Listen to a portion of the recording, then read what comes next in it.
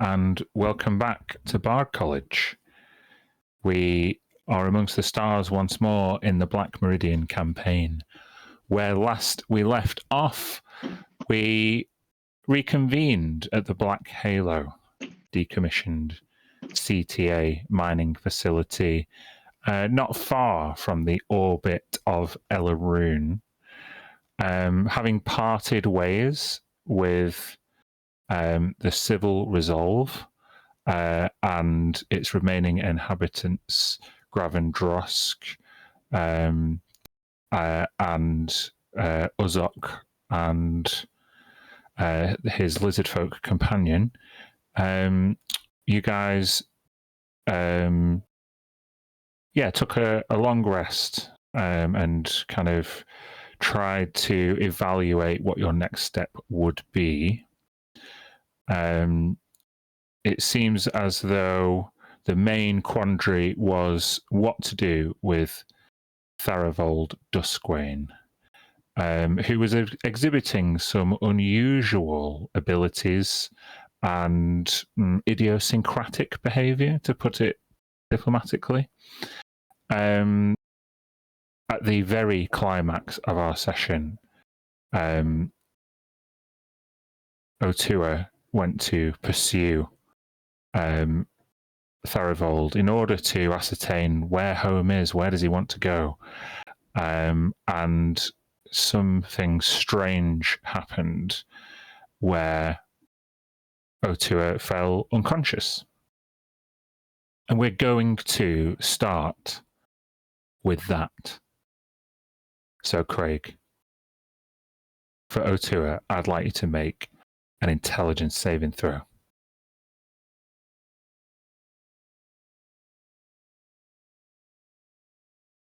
$16. 16. You, with a 16, in Brennan Lee Mulligan style, with a 16, you've got something. You don't have a lot, and you certainly don't have everything. But with a 16, I imagine what this feels like is the physical connection between Tharavold and Otua is one of an icy touch. You know, when someone touches you, they're so cold it makes you jump, and that feeling would rush all over Otua's body, overwhelming, stunning him almost until he passed out unconscious.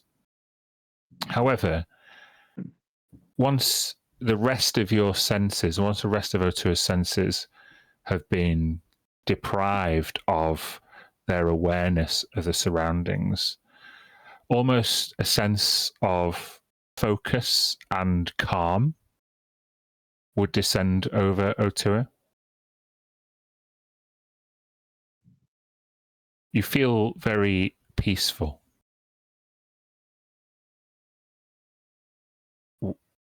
Your eyes are closed and you're lying down. That's all you're aware of right now. What do you do?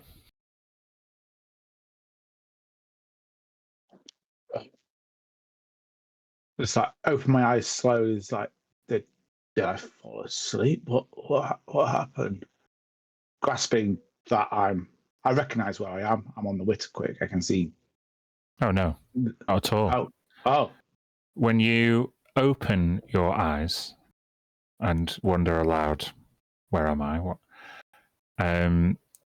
You are lying on a earth, on a patch of grass that you can feel beneath your fingertips. The ground is soft. A warm breeze passes over you, and you're looking up at what looks like an aurora in the sky. I'd like to make a perception check.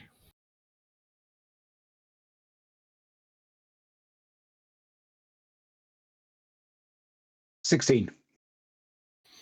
With a 16, I can tell you this aurora is not weather. It's not a meteorological phenomenon. It is more deliberate than that. It's some kind of lattice, magical connections in the sky, a network of some kind. As you inspect it further, you see an elegant spelljamming ship. One that you might have heard about in any dealings that, well, in fact, make a history check.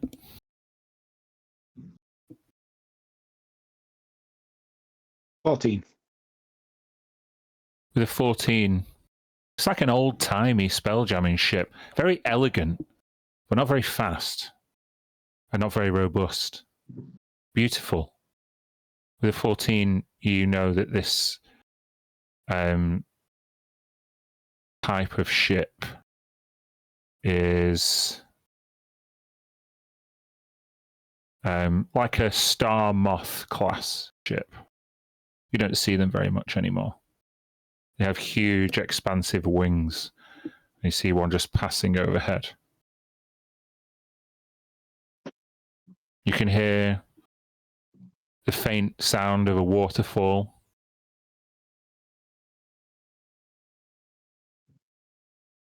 And as you look around further,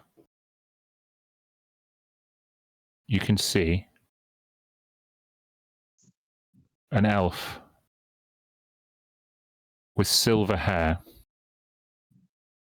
and a almost like monk-like grey robes, deliberately devoid of any kind of elven accoutrement, embroidery, patternage, anything like that. Deliberately plain. And he looks down at you with a knowing and familiar smile.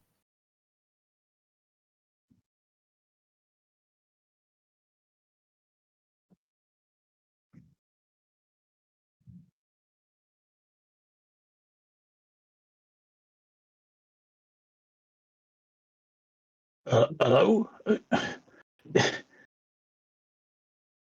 Do I know you? Well,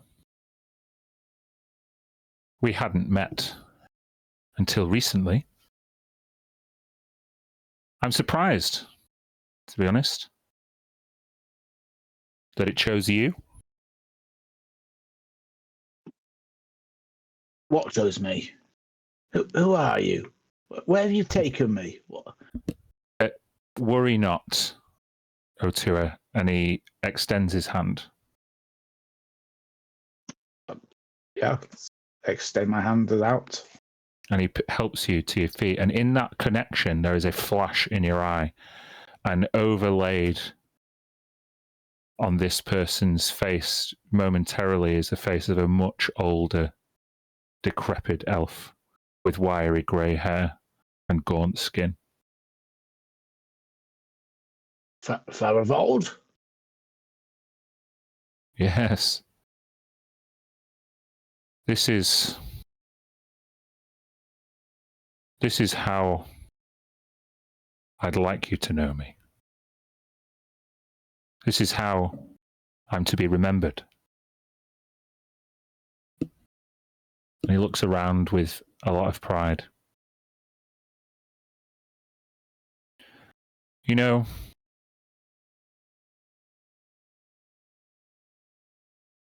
a human lifetime is so short. And the human psyche is so burdened by the weight of ambition, by its unique capacity for ingenuity and flexibility. Can't think why it would have chosen you, given that You are so short-lived. But there must be a reason. And he starts walking with you along this idyllic country path down an incline. What you can see before you is an ivory city with a pearlescent, semi-opaque shield wall around it. You can see a platoon of elves on horseback. Although, on further inspection, horses don't tend to have protruding horns.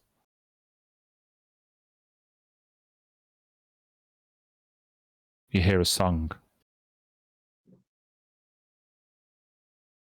It's like a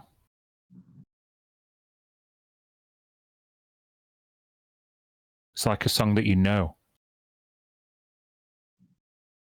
Familiar tune in the back of your head.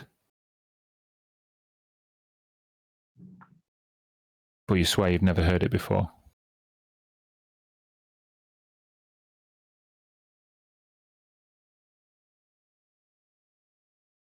Well, where have you taken me? Where are we?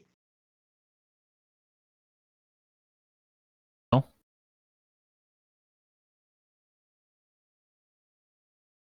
I'm quite certain if you'd have visited this place in the last 100 years,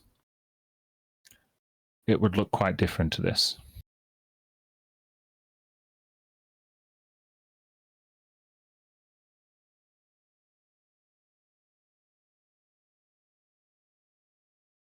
Well, it doesn't look like anywhere I've been.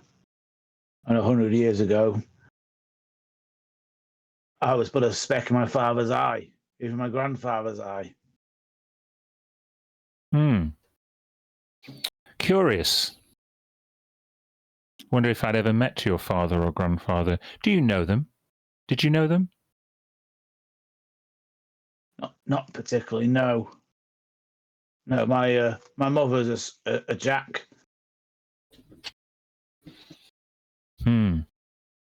Concerning. Perhaps it will be able to help you find them. Now that we've made this connection, both our horizons may expand. What is it? What do you keep saying about it? All in good time. The human psyche is fragile, and I wish not to overwhelm you. But know that I am your ally. And we must trust in each other. And you just see him kind of like blur slightly as he kind of convulses and shivers. Are you okay? Oh, yes, And then purple runes start to appear in the background as the Ivory City begins to lose focus. More and more of these purple runes begin to fall down from the sky. And as they fall across your field of view, you begin to see where you really are. As you focus your eyes, half trying to see through the purple light and half trying to protect your eyes from it, with a few blinks, you're lying on the deck of the Witterquick.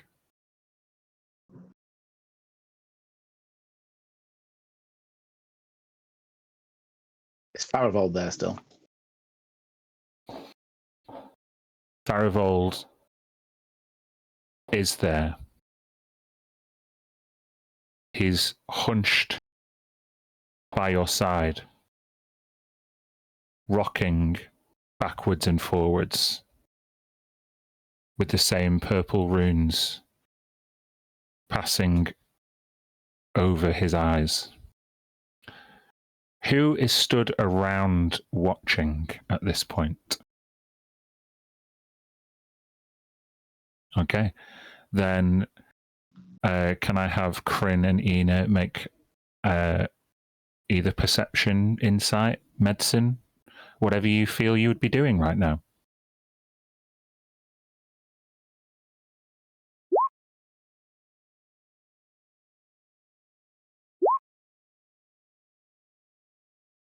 Okay. Bryn, I can be fairly certain that you have no idea what's going on.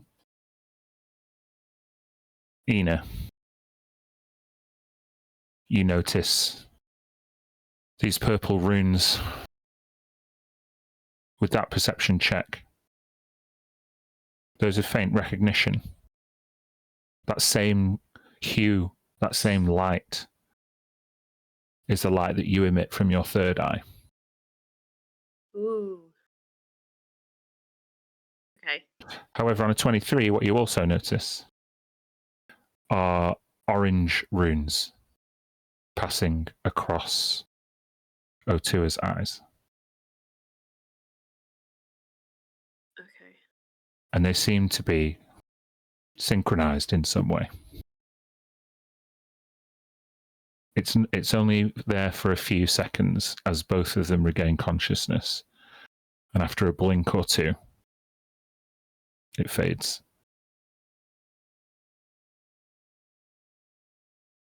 I'll help them up. Who do you help up? Oh, I'll start with Tharavold, who's older, and then go to Otua. Tharivold is grateful. He outstretches his hand, and you can feel him lose balance somewhat. I'll attach him to Kryn, and then go to Otua to pick him up.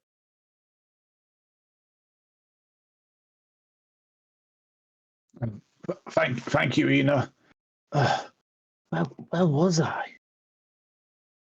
Are you all right? What happened to you? I don't know.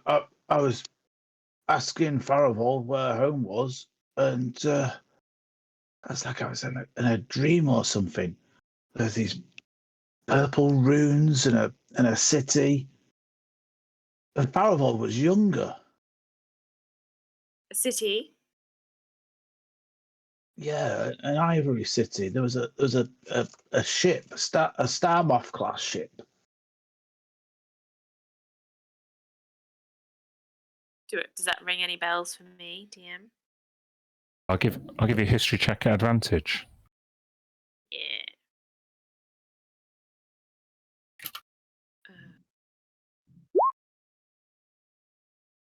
23. Oh, Well, you know lots of cities. Maybe some description might help you. It was an ivory city, and I was there was an aurora in the sky. It was strange. It wasn't.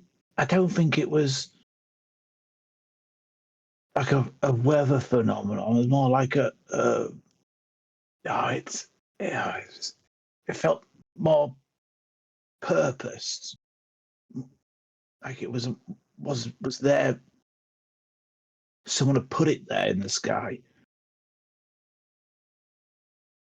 Oh, there was elves on horseback, but these horses had like horns. Do I know this is Erendor? Certainly, it fits the description of Erendor. That's a planet, though, rather than a city. With a 23, I will tell you that you might think, because of the lattice over the top, you think it might be a city called Velithar. And that lattice might be a projection from something called the Luminarian. Can I cast silent image to, like, as I'm trying to describe things, show what I can remember and what I've seen? Certainly. Just put the description up of silent image in the chat if you could. Usually, if you just click the spell description, yeah, there you go. So you create an image of an object, creature, or some other visible phenomenon that is no larger than a 15-foot cube. So what exactly are you trying to conjure? I mean, given a small amount of time, like an action means 6 seconds, so like maybe over a course of like 30 seconds to a minute, sort of wanting to go. I saw this ivory city, so the image of the ivory city that I saw in the distance would come up, and then I saw these elves on horseback to show the dots of them and to show an image of the sky. What is the duration of the spell? The duration is 10 minute concentration, but I can recast it. You can alter its appearance and its movements natural for the image. I think, given the complexity of the image, if I take the spell rules as written, create an image of an object, creature, or some other visible phenomenon is very vague, but it's no larger than a 15-foot cube. You can conjure an impression of a model, and based on what I can remember, what you can remember. Yeah. I would just keep recasting it to if I need to change the shape of it in that sense.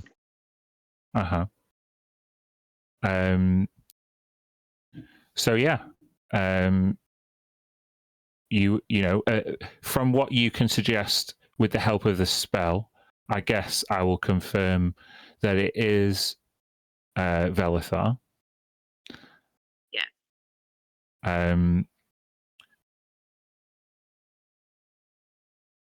This was the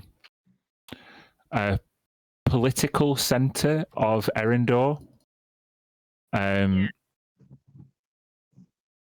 the seat of what is now the Astral Triarchy. However, it was more of a pentarchy during those times. You would know a little bit about that. Yeah. Who are the other houses? The ones that are no longer part of the track are the Lost Houses. Yeah. I'm not sure you would... Pardon? I just wondered if you told us that already, if I've missed it. I don't think I have.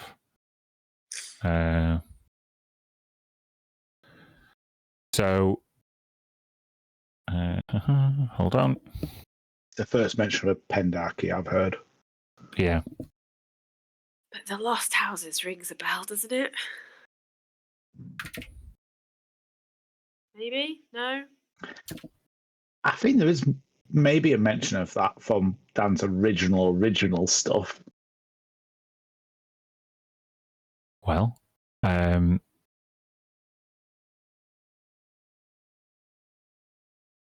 on one second. I was still busy showing all these images.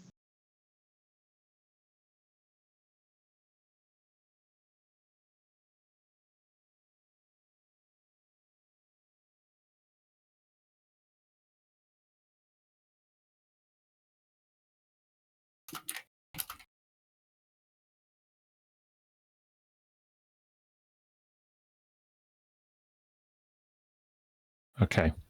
Sorry about that. I just had to search my documents because you're right, it's going back a little bit.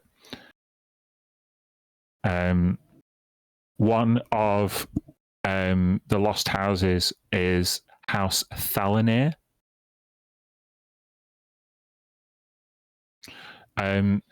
This House Thalanir was known as the House of Law, and it was basically the civil house.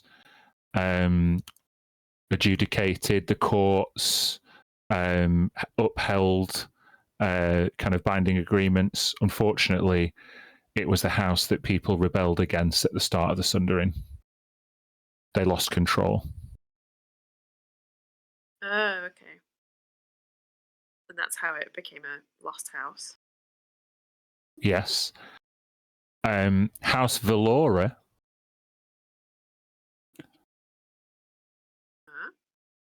straight up disappeared. Ooh. Okay.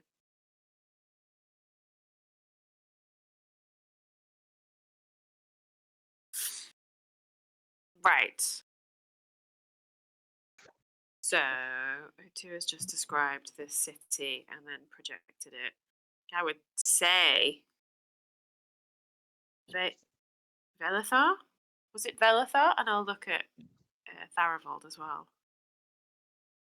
Tharivold gives you no recognition. Tharivold was there. Tharivold was there. He looked much younger. Again, change the image to make it show the younger self in his robes. Did he speak to you? Yeah. Briefly, he there's these purple shapes and started appearing. It was telling me that was how he wanted me to remember him, and that we're now bonded, and yeah. I mean, do you know where that place was? Was that his home? Is that where we need to take him? I don't think we can take him there. I think that was Erendor. A city on Erendor. Velithar. Was there anything talking about purple? Was there anything orange? I mean, everything seems to have a hint of orange these days. So he looks down at his arm. What do you mean? Well, basically, since I've met you, there's oranges everywhere. Me? I didn't. What's happened to you? Well, you know, while you've given your speech, yeah, back on Elaroon, I may have had a little trip off the ship while we're waiting, and found this other craft, and yeah, it was calling out to me, and now I've got something on my arm and something talking to me. What? It seemed like the people in the Stellar Concord, they on Halo 7, they seem to know what it was, and Farivold, he seemed to know what it was. Who's talking to you? It calls itself Nexivus, but don't really know. Does anyone else know about this? I'll look around. Is Zam there? No. Look at Kryn. No, Sam would be checking on the ship, and that's his job on the ship, so he'd be away doing that. Okay. I'm sort of assuming this is nothing Kryn's ever heard of. Hell no. But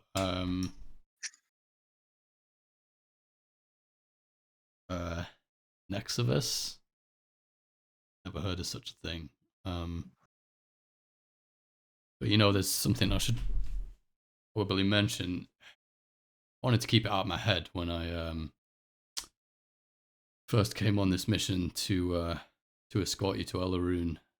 But Quasar, he must be your father, uncle? Yes. Father? What? Must have been 20 years ago now. I'd been on the Shattered Hymn once before.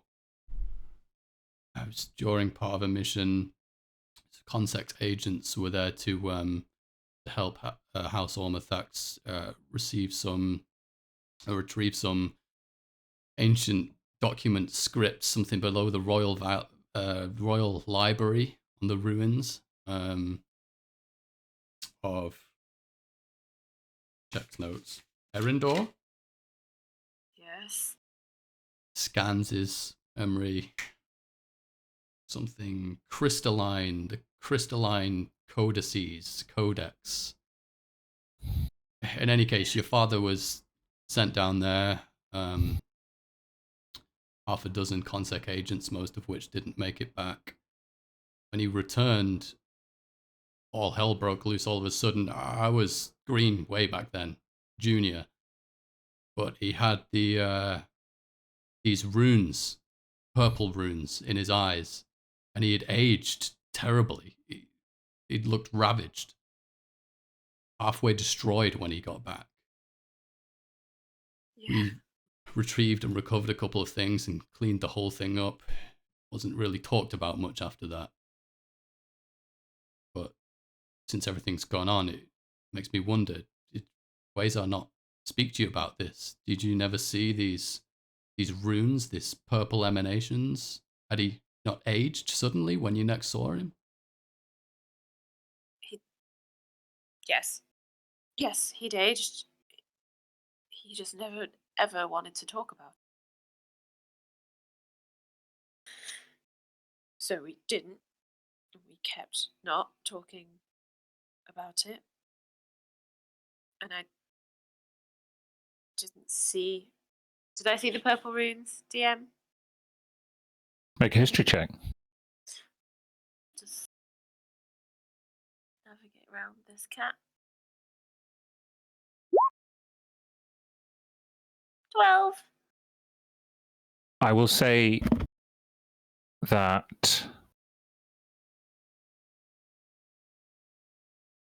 you didn't see them so much, related anything to do with Quasar.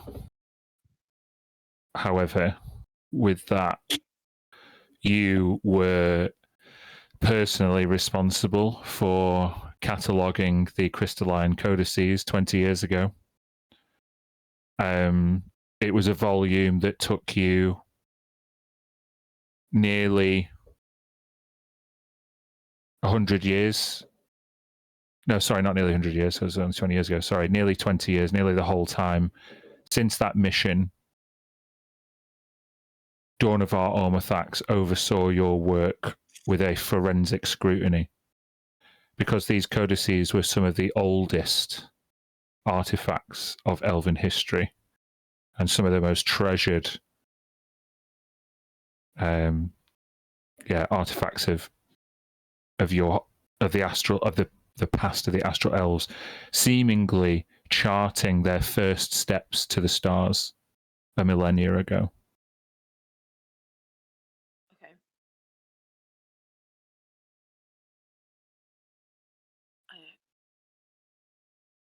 I had no idea you'd even been on the Shattered. Did you... Wait, you didn't go to Erindor? No. I didn't. My job was to stay behind and guard the Consec ship.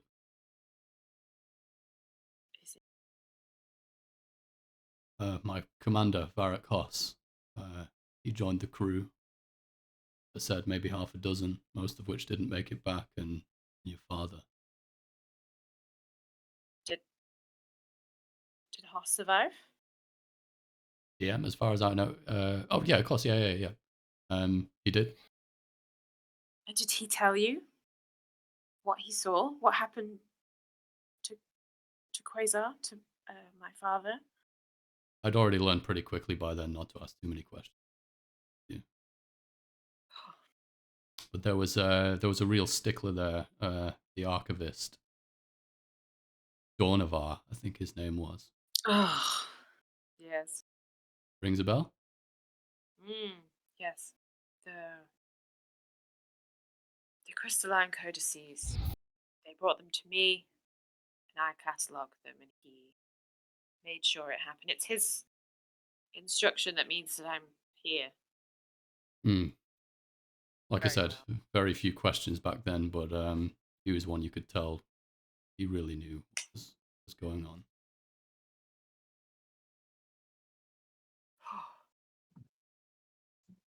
But my initial question, did you have any idea that there was something talking to Otua? No, this is the first I know of voices speaking to Otua. This Nexus thing, I don't remember that mentioned by one of our. I don't remember it coming up. No. Are we saying that it is possible to get to Elaroon, Erendor? Dangerous. It was possible 20 years ago. Imagine, I'm understanding the state of the planet now. It's not improved any, but it's probably about the same. The people that went Have I down there heard? were skilled, experienced, well geared, and not all of them made it. Have I heard of any expeditions to there since that last one 20 years ago? Make a history check.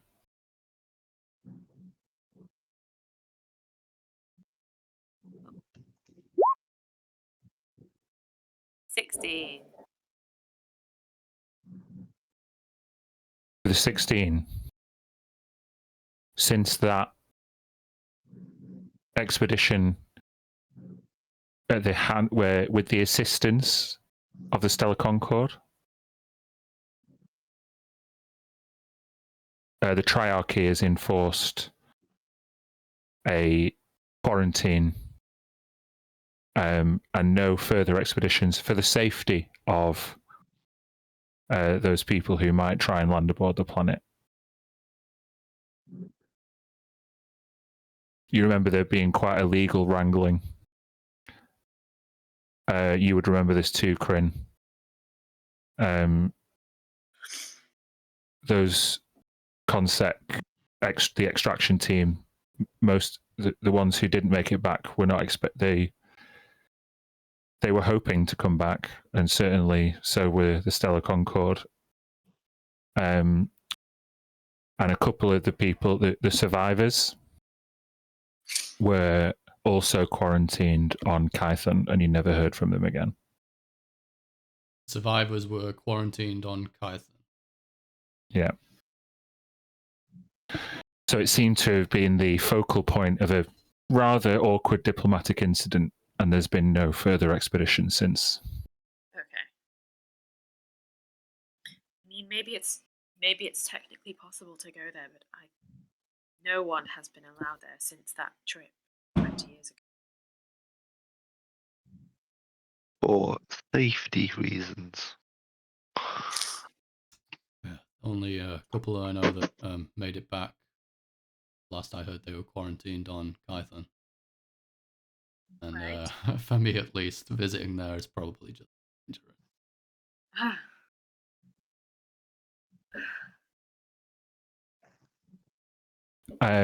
While you reflect on that, Zam, what are you up Hello. to?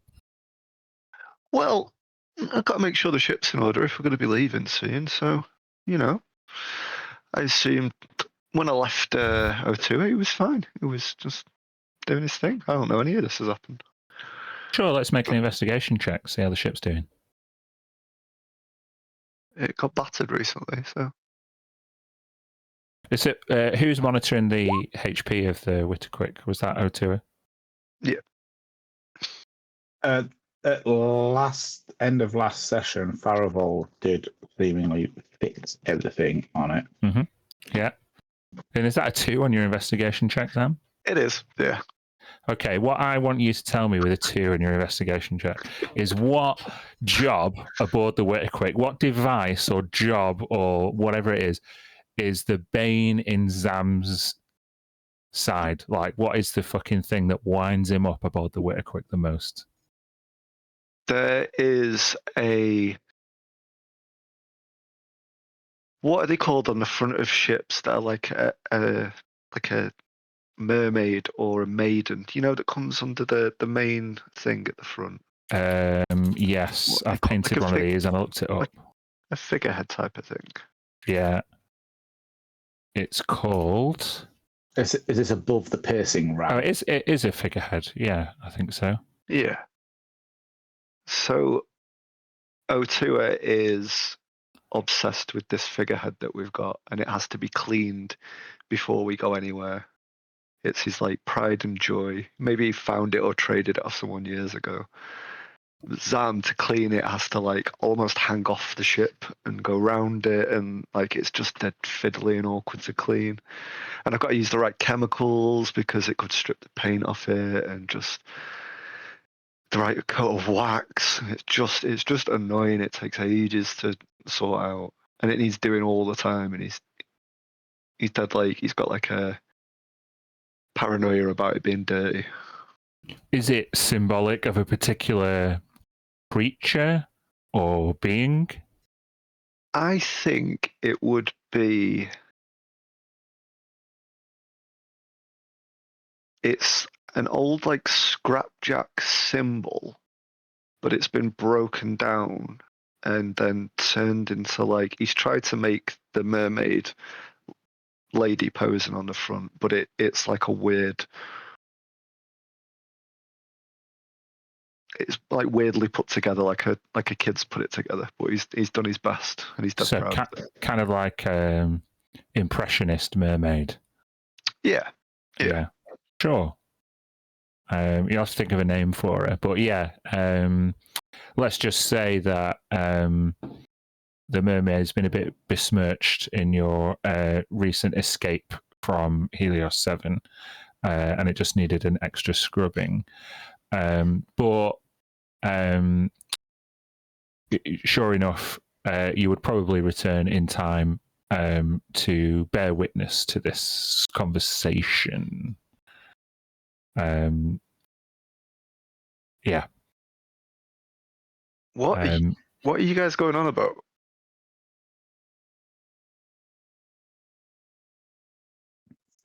Farival, we need to take him home.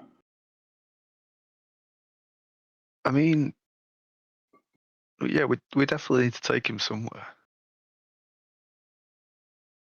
But his home is Erindor. But the prince says that was it Ukraine? Mm. He's been back to Erindor since the Sundering.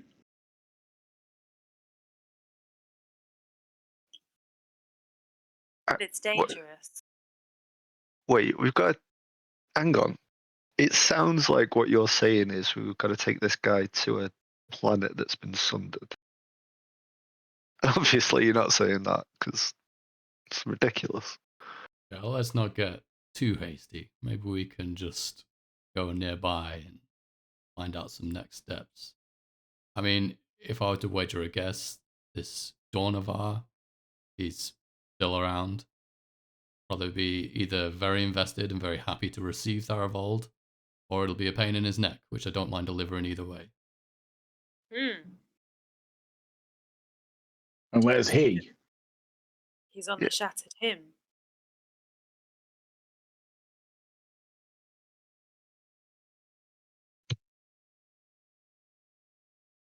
You know how I feel about this. I've made my feelings.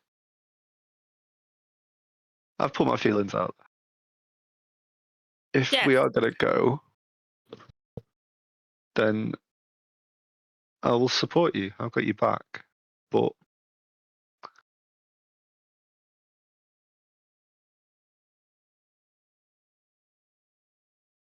Well, if that's going to be the only way we can find out more information for getting Farival back to Erindor, then perhaps the Shattered Hymn is the best place to go. If the worst comes to the worst, Sam, we know we can escape. We've escaped worse places than the Shattered Hymn before.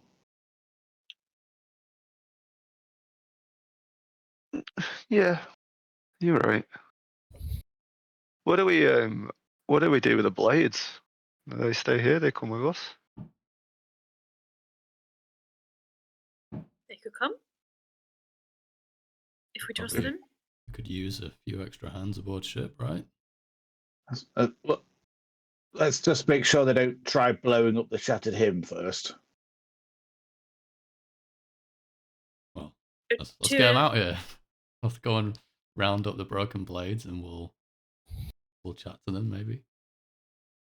Yeah, they can arrive at whatever moment is convenient. Sorry, Kirsty, you carry on.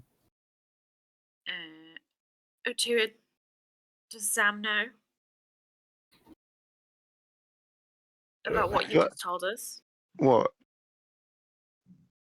Those, you know, I was having those urges, those feelings before. Yeah. Well, ever since Elaroon and on that ship, I've been hearing a voice that calls itself Nexivus.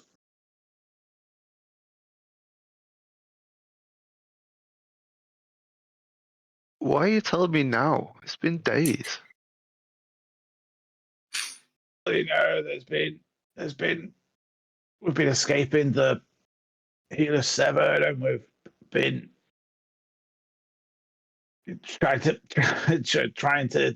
stay alive, and you know how things get on the Witterquick. Show me that thing on your arm. Extends his arm.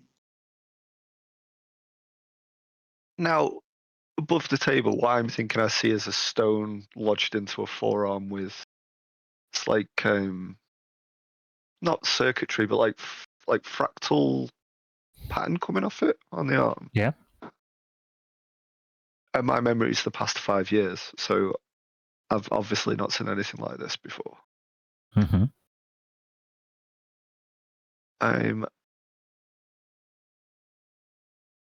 I'm gonna try and just like grab it and pull it a little bit, but not like, you know, if someone's got like a mole on their arm, you don't pull the whole mole off, but you like make sure it's like wedged in there. Are you doing this carefully or forcefully? No, carefully, yeah, definitely carefully. Make a medicine check. 21. Natural 20, right? Yep. Natural 20s. Ooh. Crit, baby! So with a crit, you get a lot. Yeah. This stone is not coming away from the arm like it would do if it was just embedded in a epithelial layer. When you move it, it moves the entire forearm. It is, from what you can discern with that check, fused to Otua's bones. And as you inspect it very, very carefully, the fractal pattern, the initially surrounding, but the radius around this stone seems, I'm not going to say that it's like healed, but there is an outer layer of this pattern that looks extremely fresh, as if it has grown in the past few days, or even with a nat 20 in the past few minutes. This is it's proper in there, mate. Are you okay with this and the voices? I mean, the more I've had it,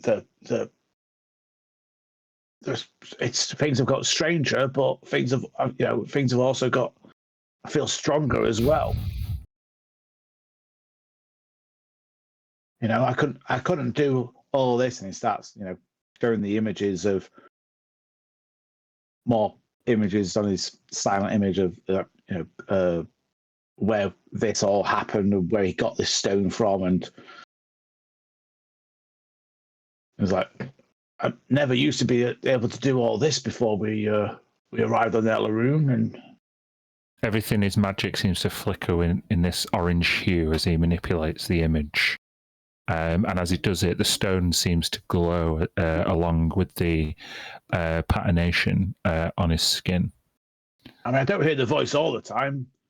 I'm not even sure it even listens to me. But every now and again, it's just like that. Them urges I was having before. I get that voice. He would put his arm out around the back of Otua's head and pull him in so that their heads are touching. And just like quietly so no one else hears. Just be like, you keep checking in with me. And if we need to, I'd love to cut your arm off. As long as you're all right, just keep checking in with me. And we will end on that request from Zam as we go to a break for 25. Cool. Thank you very much, all. See you then. See you then.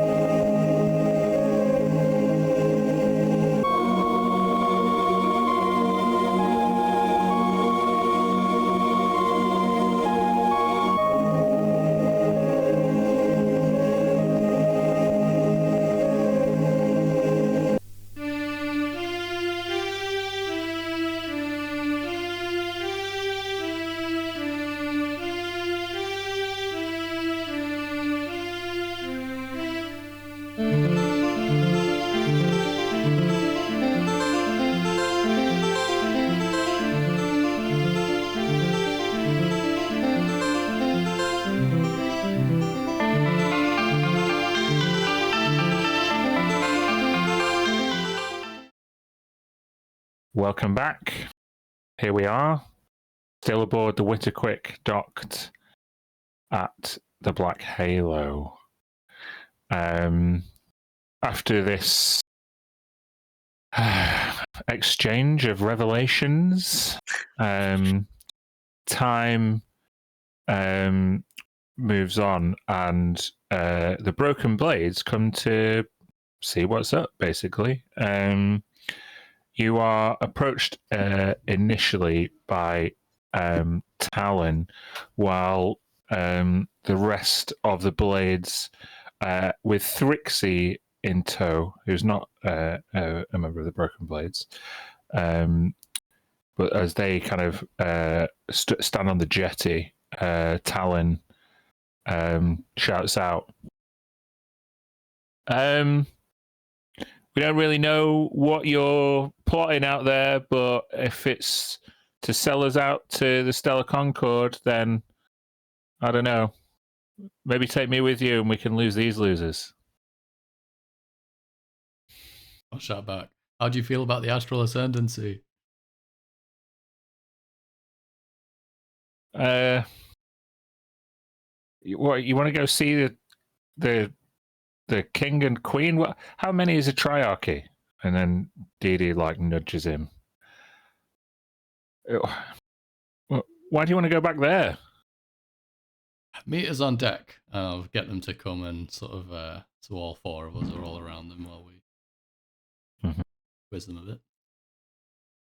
You see, Thrixie is, kind of gives a kind of a reconnaissance, or kind of a subconscious reconnaissance. She looks at all the fixtures and fittings very naturally. Dee Drea Darlis, she steps aboard. She's got this kind of stern expression that is kind of her default face. Latch steps aboard. She is automatically drawn to looking at the defences of the Witterquick. I think you have a couple of ballistae, which she looks to inspect, but Talon is more interested in you all. And he kind of falls in with Dee next to Kryn.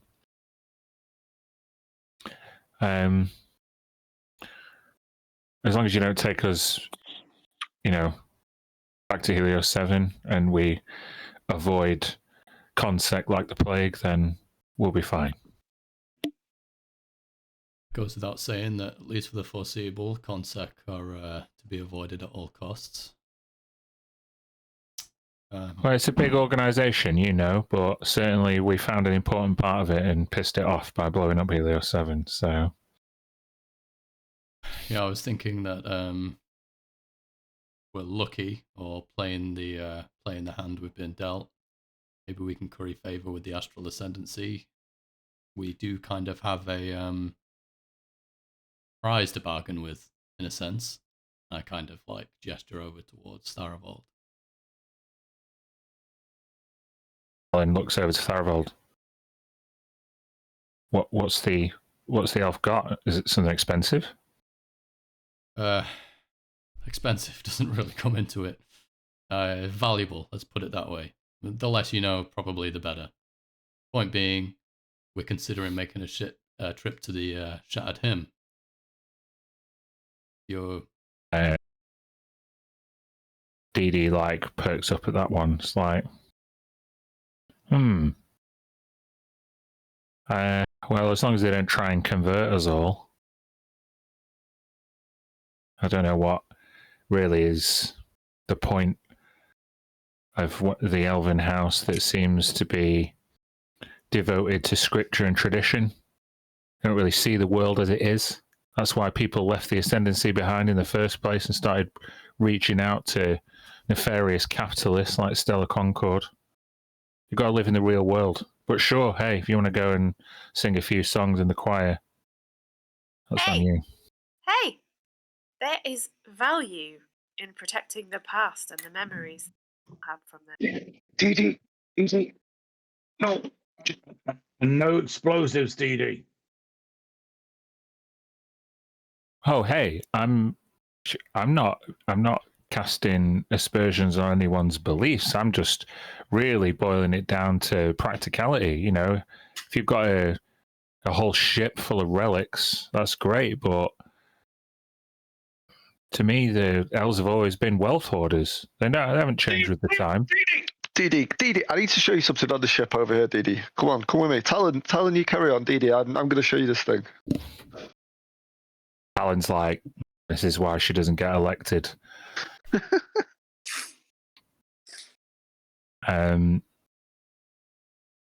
So what I mean, what do you want us to do? Do you need backup? Do you want us to, I don't know, look after this place? We're kind of in your debt. I think probably the safest thing to do is to come with us, and then once we've got Farivold somewhere safe, we'll look at getting you guys back where you wanted to go to. Was it Everreach, wasn't it? Oh yeah, it's a ways out, but I promise you that is where the real changes are happening. That's where the real progress is. We've just got to look after Farivold first. But I think it's probably best to stick with us. You got it. Beats being stuck in a cell. And Thrixie's like, yeah, could use a few modifications. You make sure you run them by me before you start touching anything, Thrixie. Oh, of course. I mean, this isn't exactly regulation, and she like just looks at like one of the ballistae that Latch is looking at, and we'll say this: how would what faction was this particular ballistae acquired from? Would you say? Oh, we've definitely got some scrapjack bits and bobs on there. So yeah, we can say it's a scrapjack one. Yeah. So this very unique idiosyncratic ballistae that is the product of welding various bits and pieces together and scraps. Latch then turns around and kicks it. Not sure if it even works. Oh. Well, steady. It won't if you keep that up. We're aboard the Millennium Falcon, right? This hunk of junk. Yeah, the broken blades, a plus Thrixie, kind of settle into various positions. They load on what kind of meager supplies they've been able to procure. That's Talon with you last night. A couple of fishing rods, definitely, are brought above deck. I think Talon would kind of oversee that. Thrixie would go below deck, and Latch and Dee would, stay, wherever they're most needed, whatever job they're needed to do. Probably report to Zam. Now that Zam has taken Dee off to one side. So yeah, does this mean we are setting off for the Shattered Hymn? Yeah. Excellent. So, if we are currently at the Black Halo, you will see that we need to try and chart a course for Ascendancy Space. Now, Ascendancy Space is technically only a day away.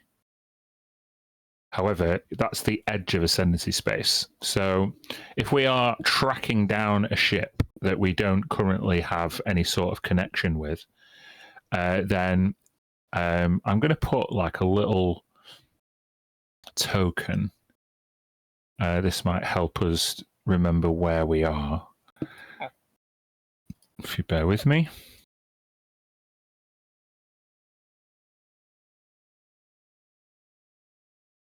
If we're currently in this... Oh, we're not that big. We're currently here. I'll just rename that a second.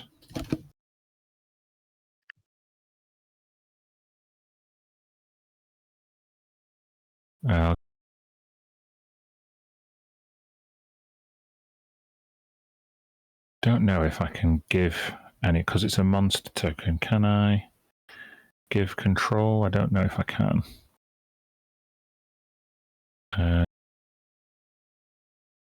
I can. Here we go. There we go. So, can you see the Witterquick on the screen? Yeah. Okay, so as I say, you are technically only one, either this one or this one. Each grid jump is a day's travel. So once we're in ascendancy space, we can then start looking for the Shattered Hymn. Obviously, Erindor is marked out in this sector. But yeah, it's not the biggest space, ascendancy space, but obviously if you were to scour the whole sector, it might take you a couple of weeks. Yes. If we can move 1 square in a day, is it that relative to all of the ships as well? The Shattered Hymn would move 1 square in a day. Generally, yeah. Yeah. I don't want to start working in like ship speeds and No, just like everyone's got 1 movement type of thing. Yeah, until we get like we can zoom in certainly. Cool. So yeah. I guess it is up to the captain, Otua. Which square are you going to move the Witterquick to? We'll go down to that one first, I believe, as okay. quickly out of Stellar Concord space as possible. Excellent. So you cross out. So every time you move, we're going to roll on one of the tables that I choose. So what we're going to do first is first mate. I'm going to get you, Zam, to roll a D100. Lovely stuff. 68.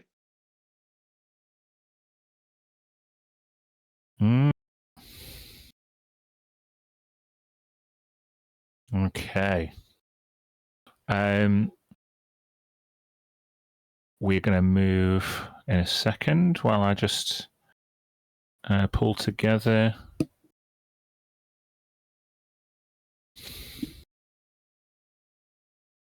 Trying to find the ship. Oh, crap.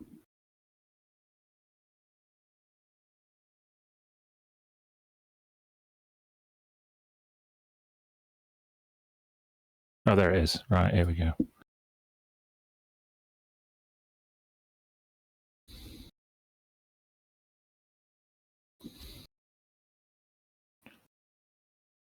So,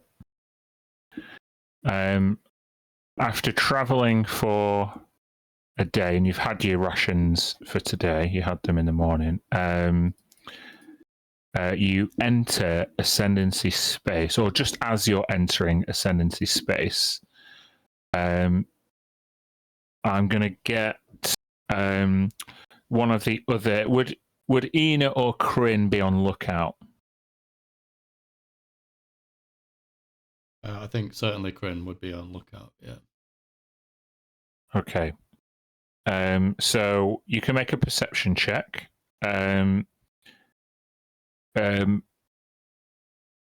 You want at least a 15.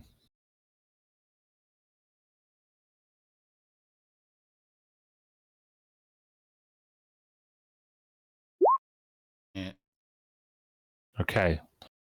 A 5 puts you not in a position of strength. It puts you actually... give me a sec. It means that you don't notice anything, actually. In fact, something notices you. So just bear with me 1 second.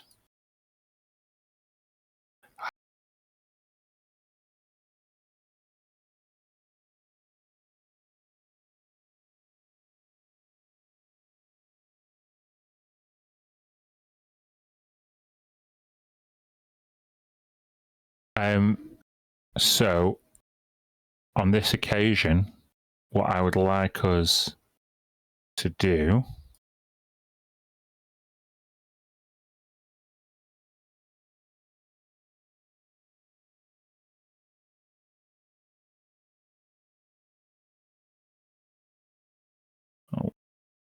to do that.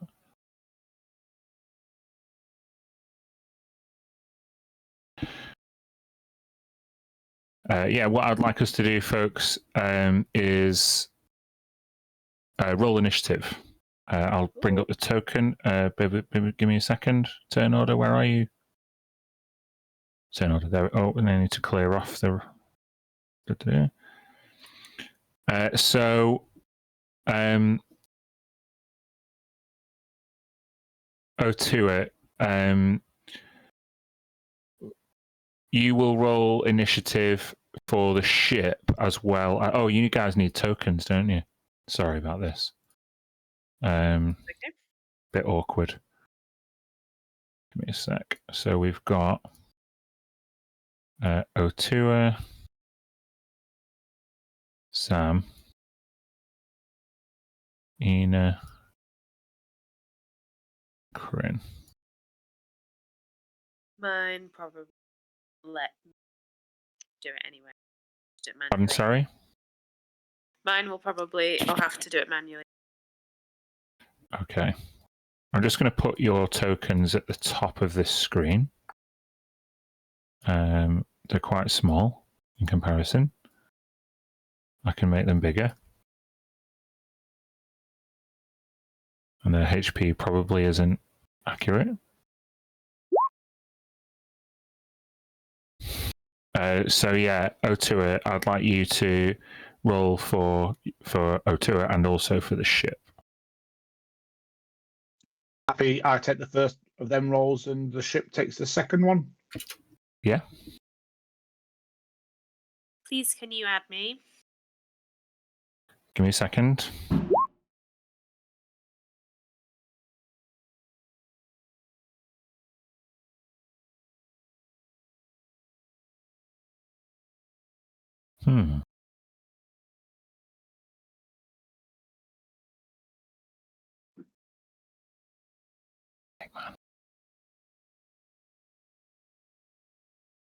Sorry, I've not done it. It's so much easier to do this in person. Give me a second.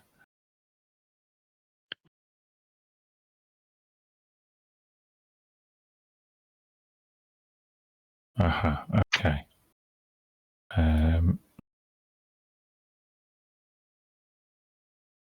Okay. So now I can add. Can you not right click on your token and add to turn? Oh, yeah. And then Sorry, I edit the didn't know I could number? do that. Yeah.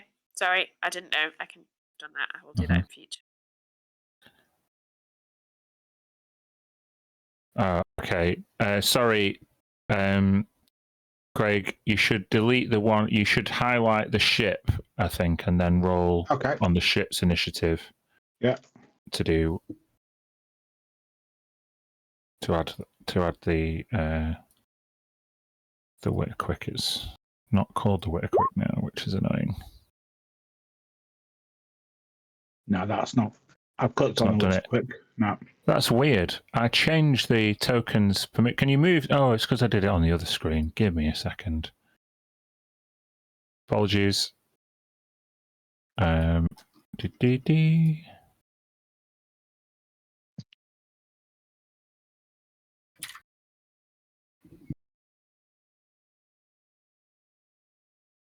Okay, try that again.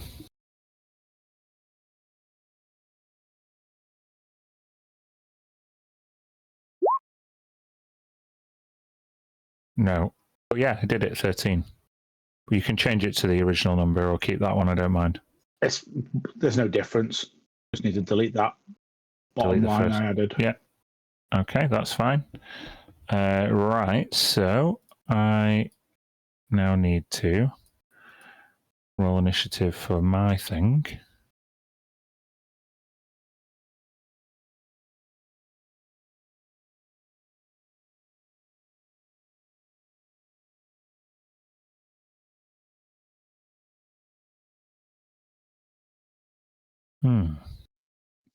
I'll just I obviously homebrew rules as you go and that, but rules for 2024 edition is there's no such thing as a surprise round.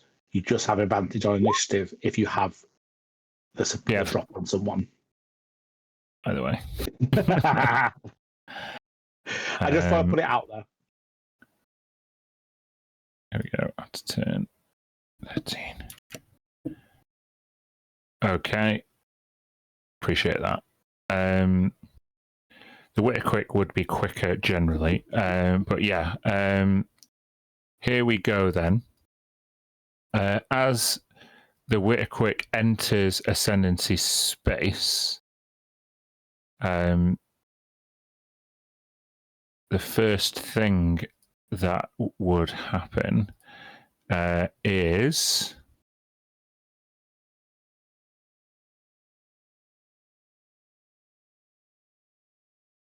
let's see.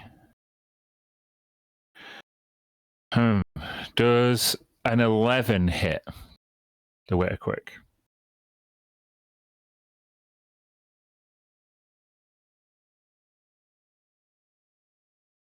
Should have an AC on there. AC of 15. So that misses.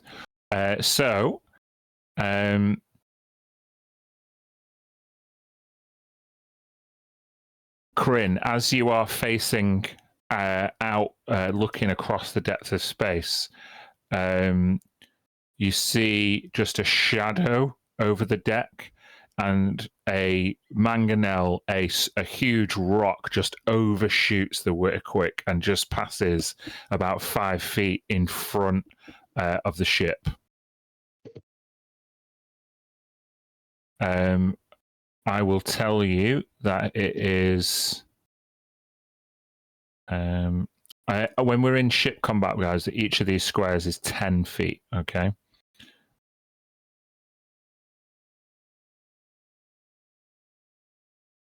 And 20. Let me just do my maths right. Oh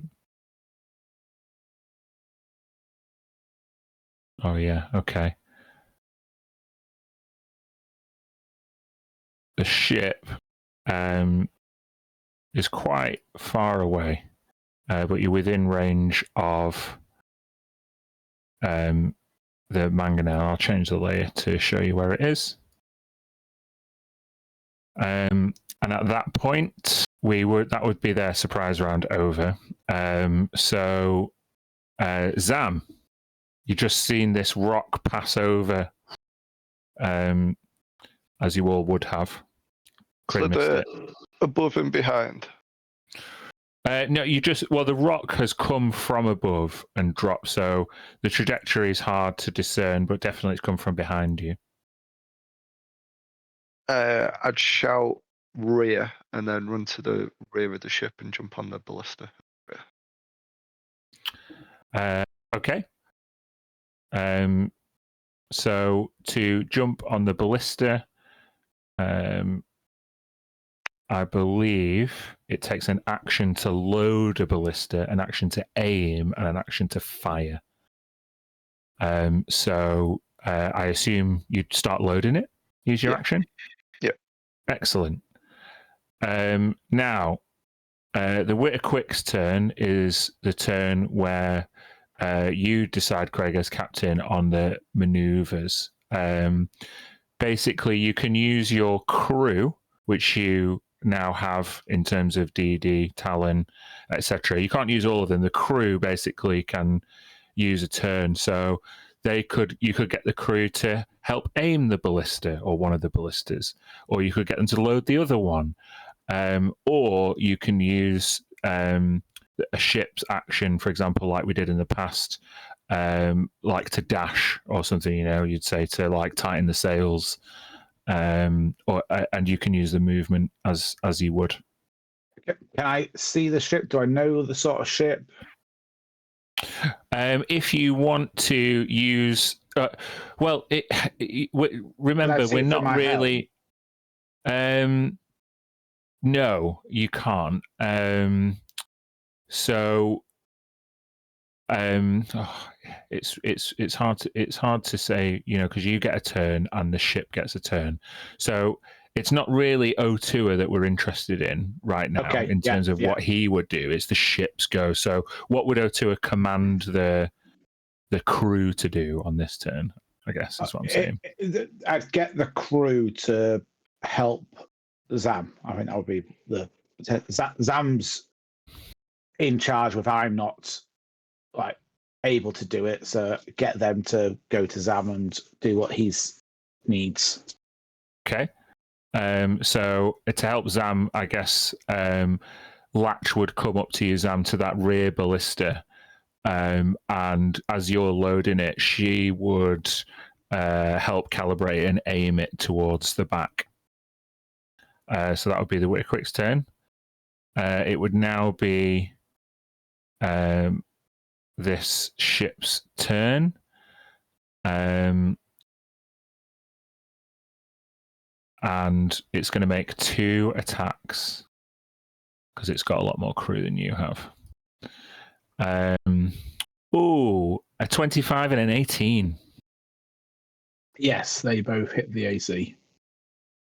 But yeah. Yeah, okay. Bear with me 1 second. So, can't give me another.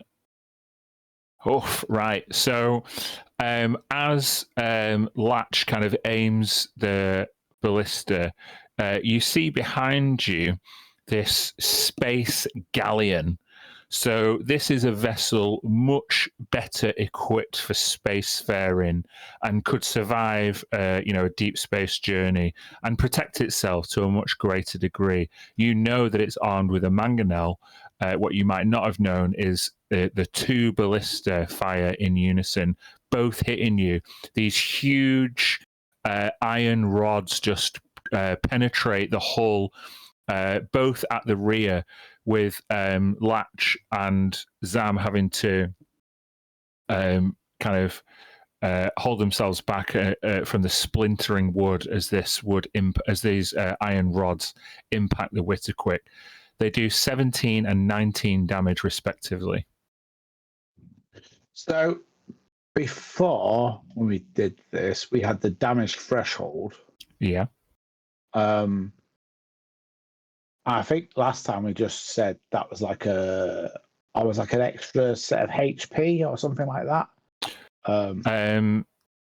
Damage threshold 15. Yeah, it has to go over 15. Yeah, it's like temporary hit points, if you like.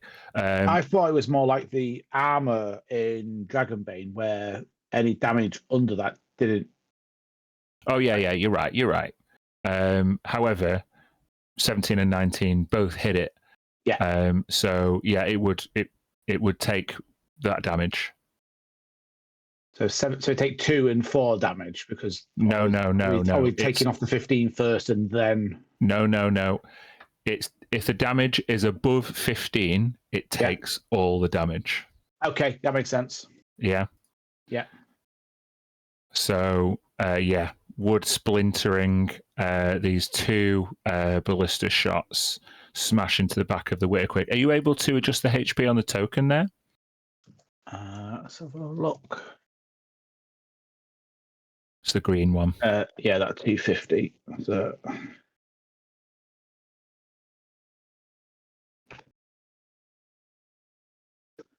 214.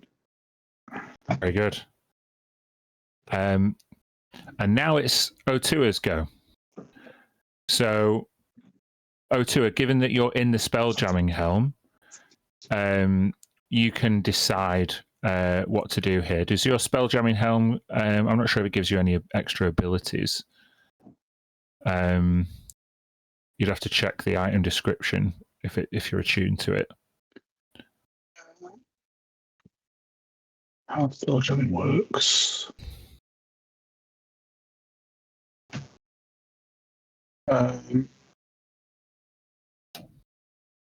Move the ship. If the ship is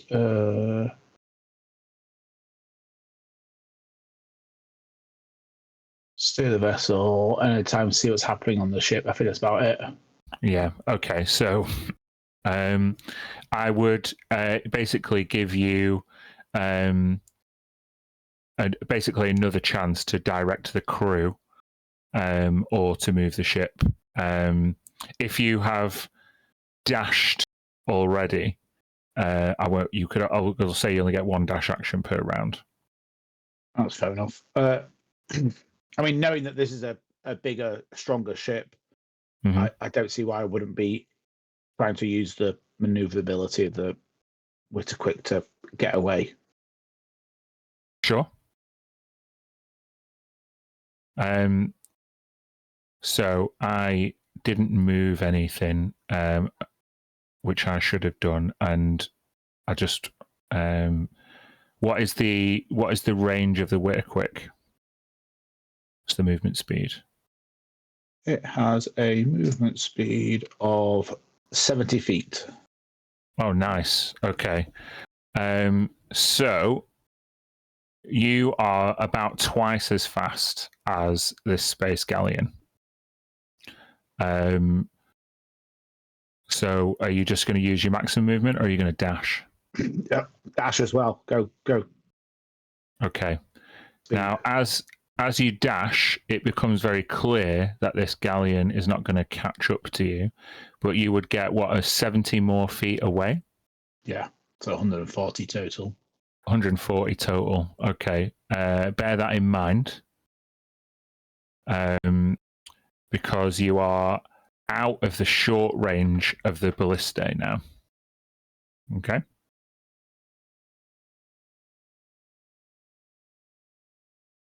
Corinne, what are you doing? Sorry, there's like so many fireworks in the background. You might be able to hear as well. No, couldn't. It's fine.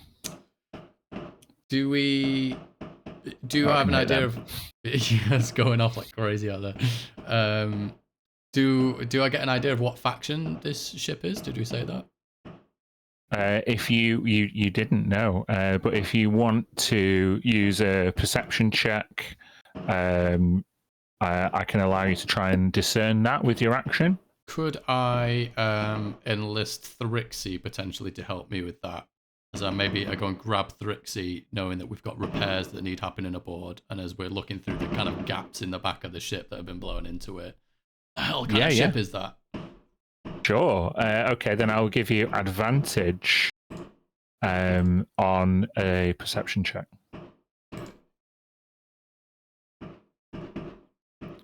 Really get some expertise in this. But he's got one eye, so. Mm-hmm. Oh, okay, 21. Oh, that's a nat 20. 20. Oh, nat 20. Yeah. Then, as the Witterquick kind of like tightens up its sails and starts speeding up, you're able to see the side of this space galleon. The name of the space galleon is the Great Kindori. And you can see its captain. Its captain, with a nat 20, is manning the helm. They are a huge, muscular blue being with white eyes, a white turban, and golden jewels. And from the waist down, they seem discorporeated. What is also quite discerning is they have a crew of just over a dozen Aarakocra, who are obviously avian beings that can all fly.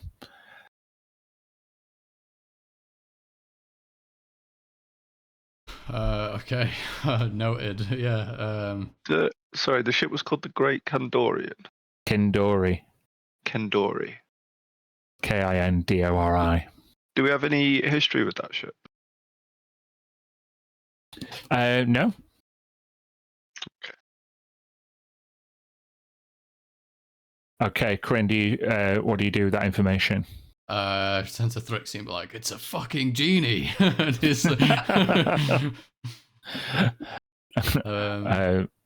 Thrixie seems discouraged by this news and kind of looks at her like tools as she looks down the floor. It's like, we better get the hell out of here.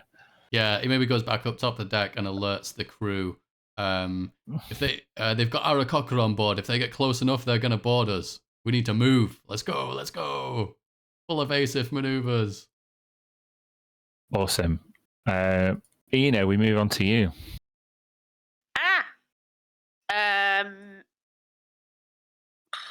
I think she would run to the back of the ship and fire this ballista that's been loaded. Sure.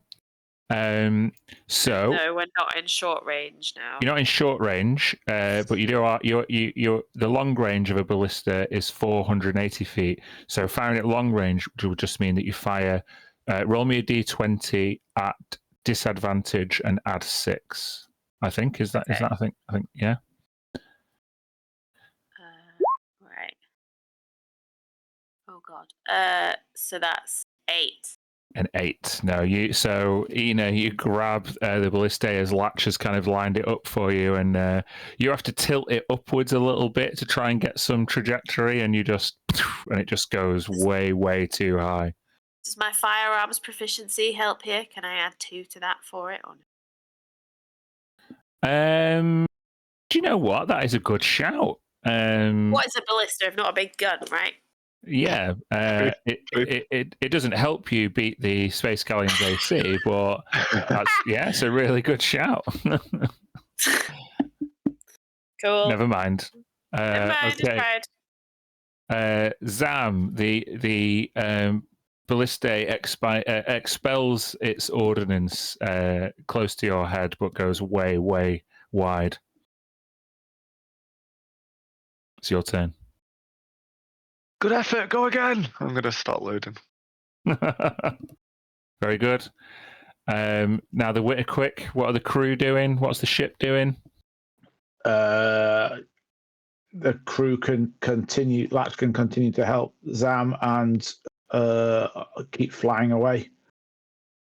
So like a dash action, or well, I'll do the crew. Or you're doing the aiming. Sorry. Yeah, and then I'll just dash on my turns. Okay.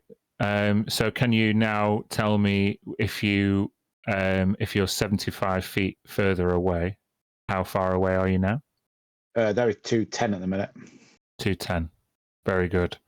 Not including the 80 or whatever it is between them at the start of this. Okay, that's fine. Well, the Space Galleon now. The Kindori is going to use its movement, and it's going to dash. So it's going to get 70 feet closer. So 210 minus 70, again. 140. Wonder if I can get an accurate. It's still this is just not big enough. This map. I'd have to make the tokens a bit smaller, perhaps. 140. It's fine. So it's used one of its actions, which means it can fire once. It's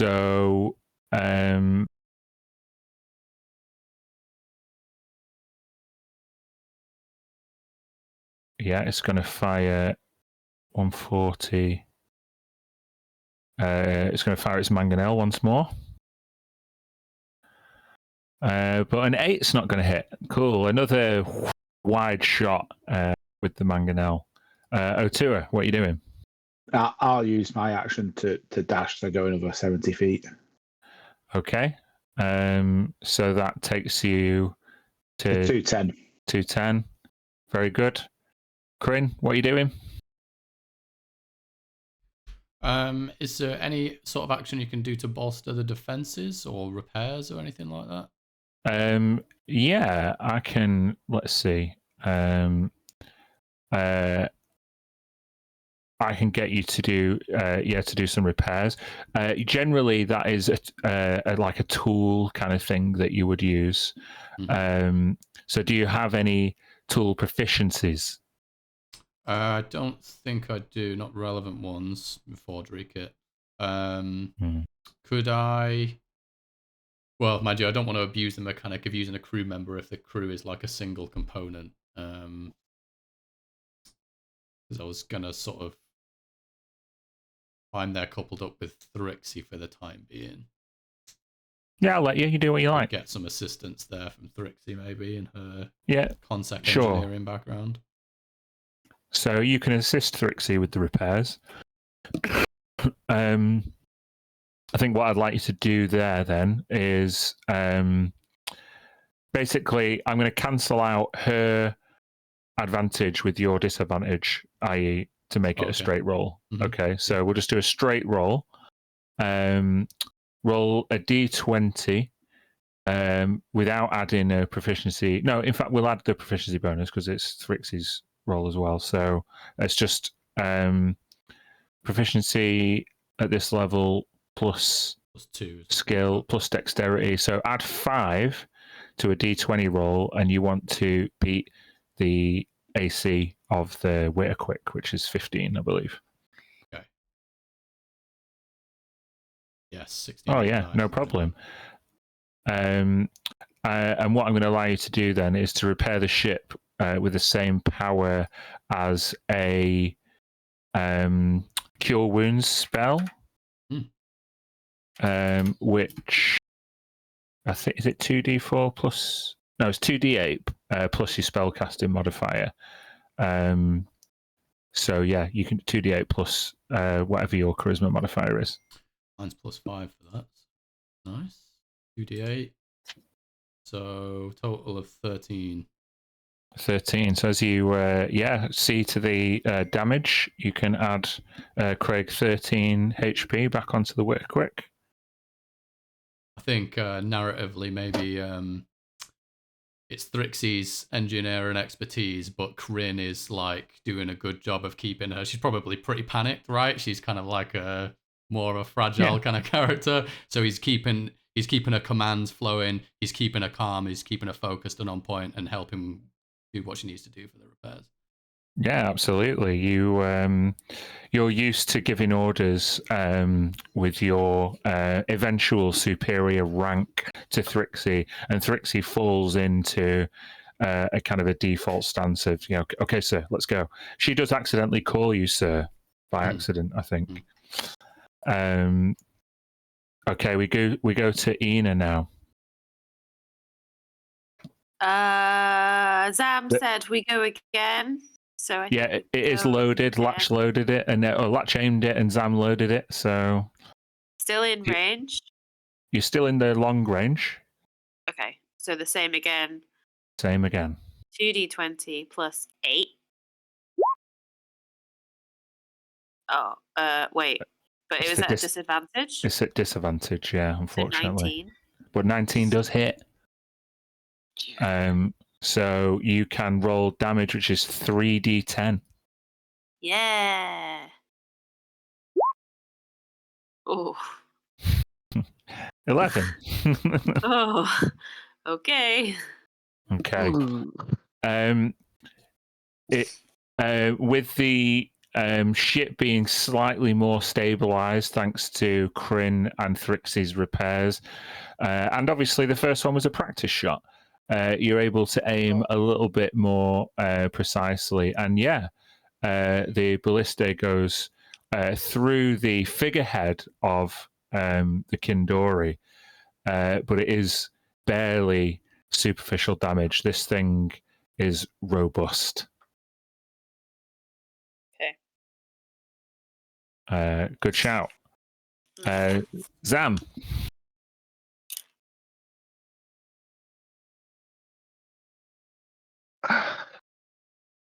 Is there a way that I can help with the ship going faster that I'm not thinking of? Well, we've got the crew doing a turn, and we've got Zam doing a turn. I cannot. I couldn't allow you to impact the ship, because then you're basically making the Witter Quick do potentially up to 3 movements in one turn. It'd be like a light speed fucking drive. And that's not allowed, you saying? Yeah, no, sorry. Even though it would be cool. It would be cool. Yeah. He just shouts to Ina, "You're a natural girl!" Loading it again. Awesome. Someone's got to do it. So what is the Witterquick's action here, the crew? As I can only dash once, they might as well spend their time. Latch might as well keep aiming it. Yeah, very good. Okay, the Space Galleon is going to use its dash action to get 70 feet closer. Are we back at what? Remind me where we're at. So I would have moved 70 feet then, so that takes you back to the 210. 210, okay. It gets to fire once. It can't fire its mangonel this time. It has to go back to its ballistae. So it's going to fire at disadvantage itself. Hold on. Oh, 16 at disadvantage. That hits. So with its ballistae, then the Kindori inflicts 17 points of damage. And that hits too. Yeah. Just as Kryn predicts at this point, you get a lot of you would be kind of having looked back and be able to scrutinize the Kindori a little bit more, and you can see all of these winged Aarakocra. You can see them like climbing the rigging. You see one of them in the crow's nest, like commanding the firing, and loads of other ones. They're tying up rope around their, it's a boarding party. They're getting ready. Otua, what are you going to do? I'll dash, so 280 feet away.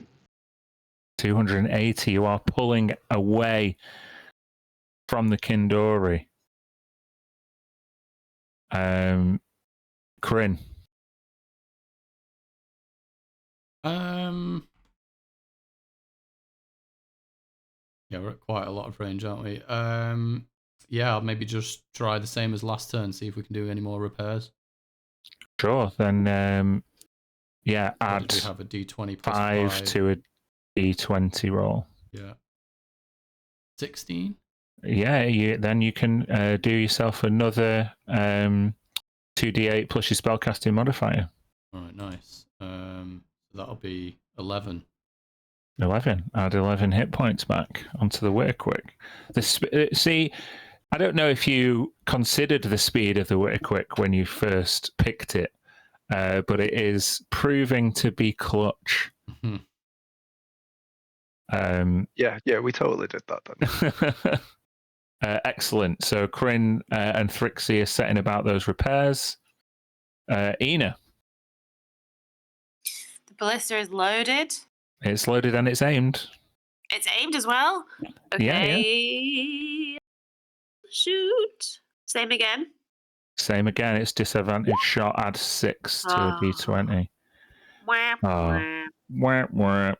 Just a little bit far. You fire it more or less the same shot as you did last time, but it just falls a little bit short. Okay. At this point, no one actually wants me to help. He does it. Zam, what are you doing? Bear in mind there is another ballista at the front, but kind of need the actions to keep to get one going. Yeah, with the dashing, you are able to fire less. That is the disadvantage, but obviously at this rate, you're going to get away.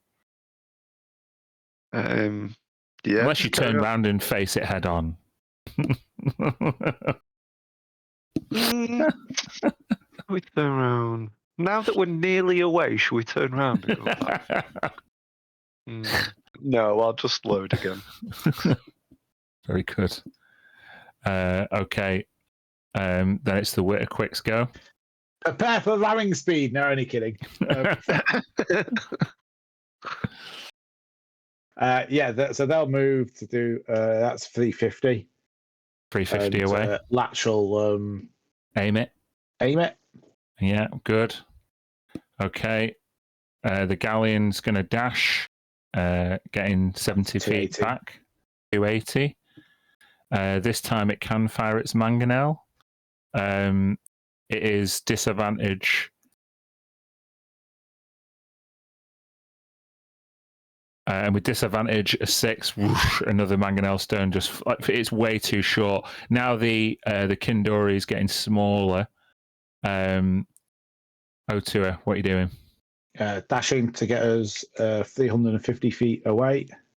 Yeah, you are almost out of its long range weapons. Another turn like this, and you think you might be scot free.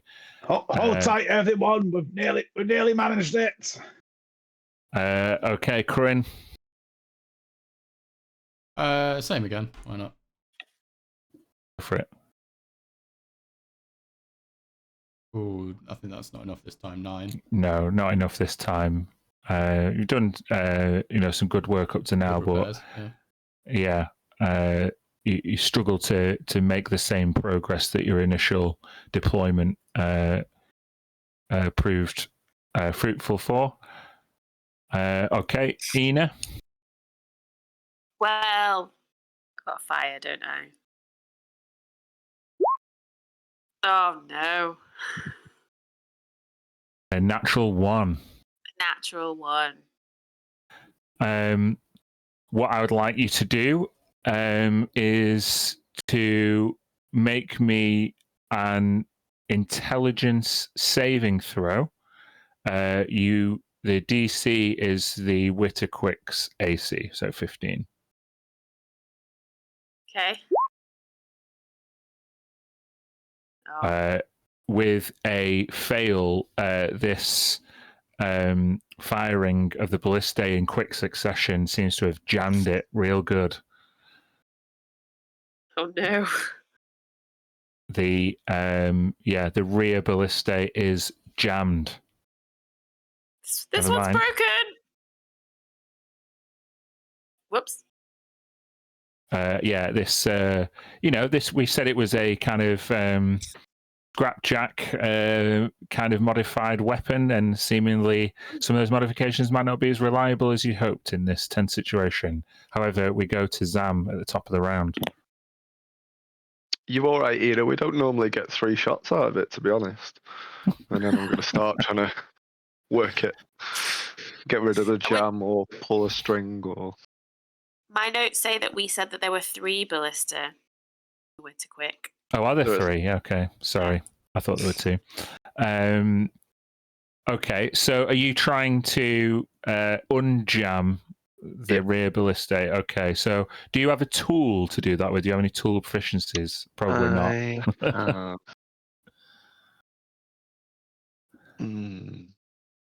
It says thieves' tools on my character sheet, but I don't think that's right. Oh, no, it's from my background.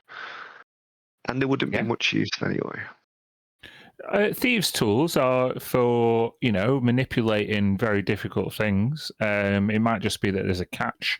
Given that you have a tool proficiency that you could use in this, I will give you a tools proficiency check. So it's just dexterity plus proficiency. Again, the Witterquick's AC is the thing to beat. Okay, so it's this plus 5. 19. Yeah. You unjam the ballistae. There's a knack to it. You've got it. Yeah, it's normally 1 shot, and then you do this, and then 1 shot. Okay. With the ballistae unjammed, we go to the Witterquick. Sorry, I can think of Spaceballs, and nobody gives me the raspberry. So I guess I'll have to load this time with Latch and keep moving to up to 420 feet away now. Okay, with that 420 feet, you actually exceed the long range of the weapons aboard the Kindori, and we have to say that is probably the threshold at which the Witterquick gets away. Good work, everyone! Yeah, it's really hard to sneak up on the Witterquick, given that it's so quick. So we'll just move back. Oh, sorry, not there. Here.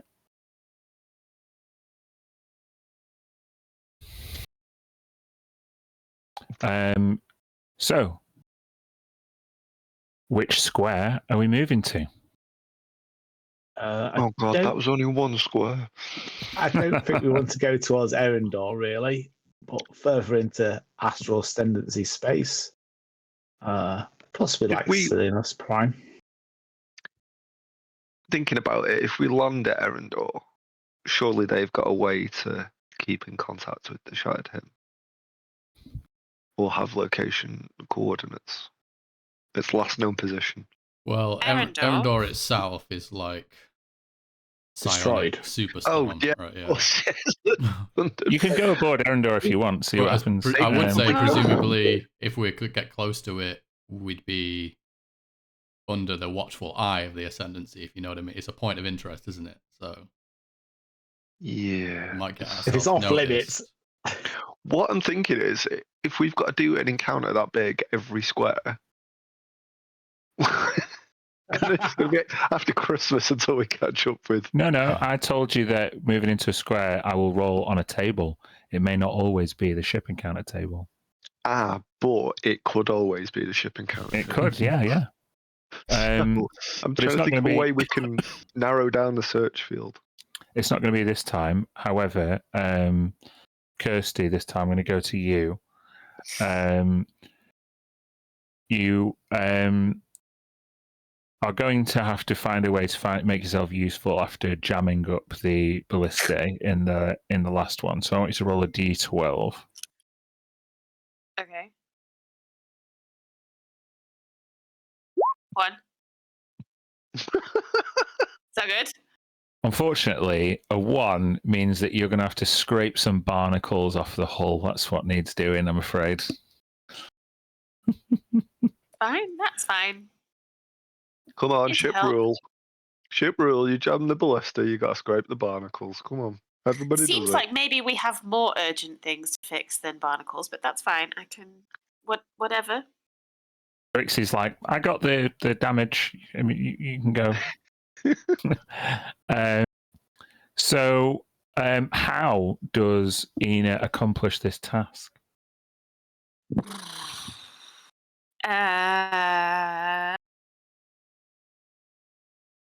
she have any spells for that? Oh, hang on. I've just pressed it. But my latest cantrip was prestidigitation. Can I not use that? Is that not something that helps to clean things? I think no it magic, does. that's cheating. No magic, that's cheating. Yeah, I can't hear you. I just try it. I've never tried this cantrip before. I woke up this morning and had learned it. I'm going to say that you find a particularly dank corner of the hull. And remember, the gravity plane means that you can walk on the outside and underneath of the ship. Cool. So as you... it kind of makes you a little bit disorientated as you kind of like... It's like a trust fall. You have to literally start walking off the end of the ship, and then as the gravity shifts around you, you realize that you can walk around the bottom. And if you're using magic, I'm going to say it probably looks like this part of the ship hasn't been cleaned properly in a very, very long time. Excuse me. It's a hard to reach area, let's just say. Yeah, a rat bag. Yeah. And as you stand there, the way I imagine it, I mean, you can describe how you use prestidigitation if you want. What does that magic look like? I mean, not all magic comes from her third eye, does it? Not necessarily. I don't think so. I think that it comes through her hands, and instead of just scraping, she just washes her hands over the top of it. Kind of very elegantly and gently as the barnacles like disintegrate. Yeah, and sort of float off into space. Cool. Yeah. So what is a tricky job to do manually Ina accomplishes very gracefully and comes back completely. Yeah, it doesn't look like she's done any cleaning whatsoever. You know, her Done. appearance. Did you use magic? Yes. Cheated. Cheated. I remember that. You cheated. You What need do a you good mean? scraper. Get a scraper. You got to scrape them. It's punishment No for one supplied me jamming. with a scraper. I You got to scraped get with your. the tools that I have. It's year 111. You've got to get your own scraper these days. It was disgusting under there, Sam. How dare you? You're welcome. Okay. To continue to travel now, we are going to have to. You're going to have to use another set of rations. And I don't know if you've sustained any damage since your long rest, but you could easily take a long rest and rotate with the crew. But you do have to delete a ration. Are there any rations? Are there enough rations for everybody to have something to eat? I've got plenty of rations. Yeah, I've got loads. Okay. Yeah, still got quite a bit, got like 15. Okay. Given that you're all going to be able to have a long rest, kind of uninterrupted, who is going to take a watch with Talon? I'm going to say Zam or Kryn. It's up to you.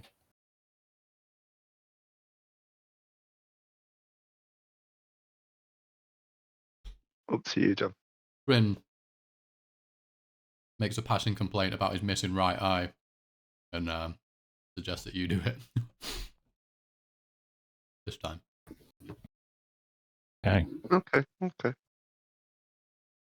So you come up from your rest, Zam. During your rest, you stay aware of everything around you, don't you? Yeah, I don't technically sleep. I like the Warforged, like still alert while asleep. I think I could put it in the chat, maybe. Hold on. Wakeful.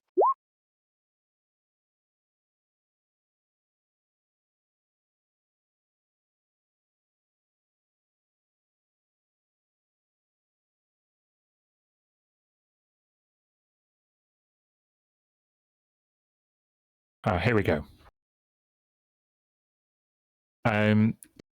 So as you remain aware, the ship is otherwise very, very quiet, having been cleaned and not quite fully repaired, I don't think.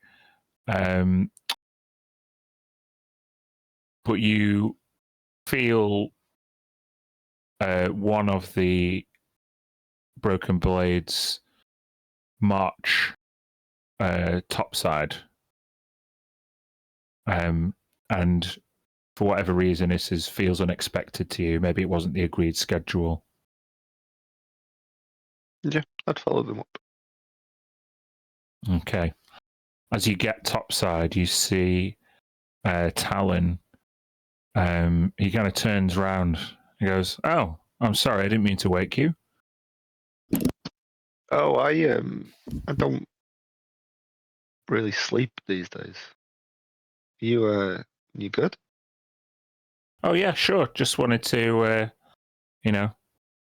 do a bit of fishing. And he throws you a rod. What's this? You've never I've been seen one of space these fishing. before. No, it's a long story. I've not got much of a memory. Oh, sheesh. Right. Well, first time for everything. Come on up. And he goes and sits on the kind of prow of the ship. And kind of lets his legs dangle over the other side. Yeah, mirror him on the opposite side. Okay. He then shows you these particular fishing rods are particularly long, and the reel that is attached is like got a considerable amount of wire that's wound around it. And he's like, I didn't manage to get any decent bait, but he just produces like a wriggling like handful of maggots from a pocket. Sorry, Kirsty.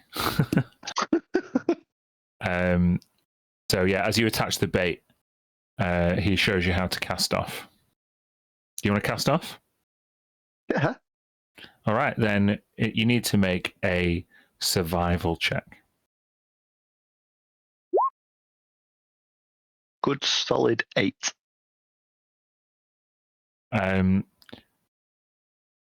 You are both sat there for an hour and nothing bites. I think Sam, for the entire hour, is just looking over his shoulder like... I promise you, you know, we just need to find a good spot. Stay with me. He'd be polite. He'd wait the hour out.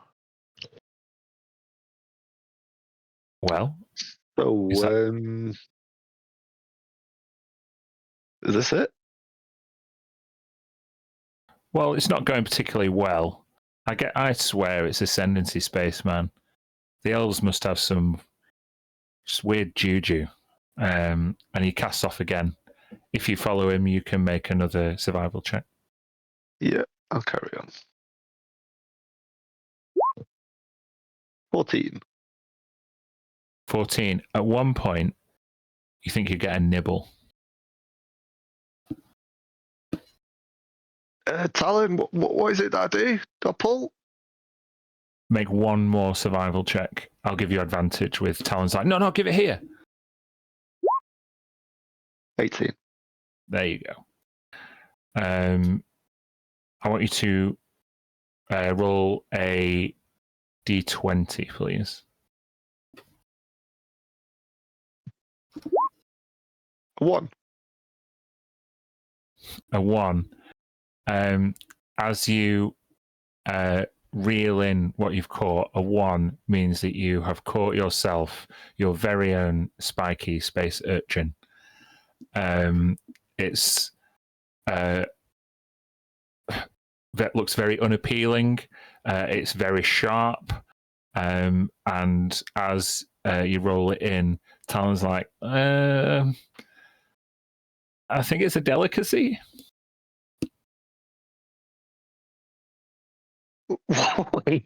You eat that? Oh yeah, I mean you can't just eat it raw. You have to like prepare it in the right way. Yeah, I heard the Thrycreen love these things. He passes him the rod. Well, let's go of the rod if he was taking control of it, and just like taps him on the shoulder.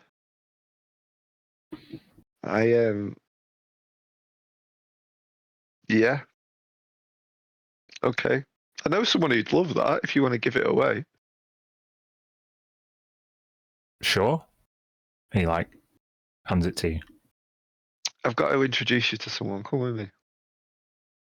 Cool. I'm holding it on the end of the string away from me, so I don't get spiked. I thought I'd met everybody on the ship. Oh, you met all the people? Yeah. It's just this little guy down here, and I'll take. I imagine it's a bit like a parrot. You know, when you put a blanket over the parrot's cage because it calms it down. I imagine it's like that, but in reverse, and it just sends him wild. Yeah, sure. Just make an animal handling check at advantage. 12. Yeah, with a 12, Omnom is extremely happy to see you, but it quickly diverts its attention towards this urchin that you've got dangling on the string, and it's like as you hold it up above yourself, it's jumping about 2.5 or 3 feet off the ground, just trying trying to get it. I'll turn to Talon and say, "This thing can eat anything," and I'm gonna use the rod to like fish it into its mouth, like a little cast into it.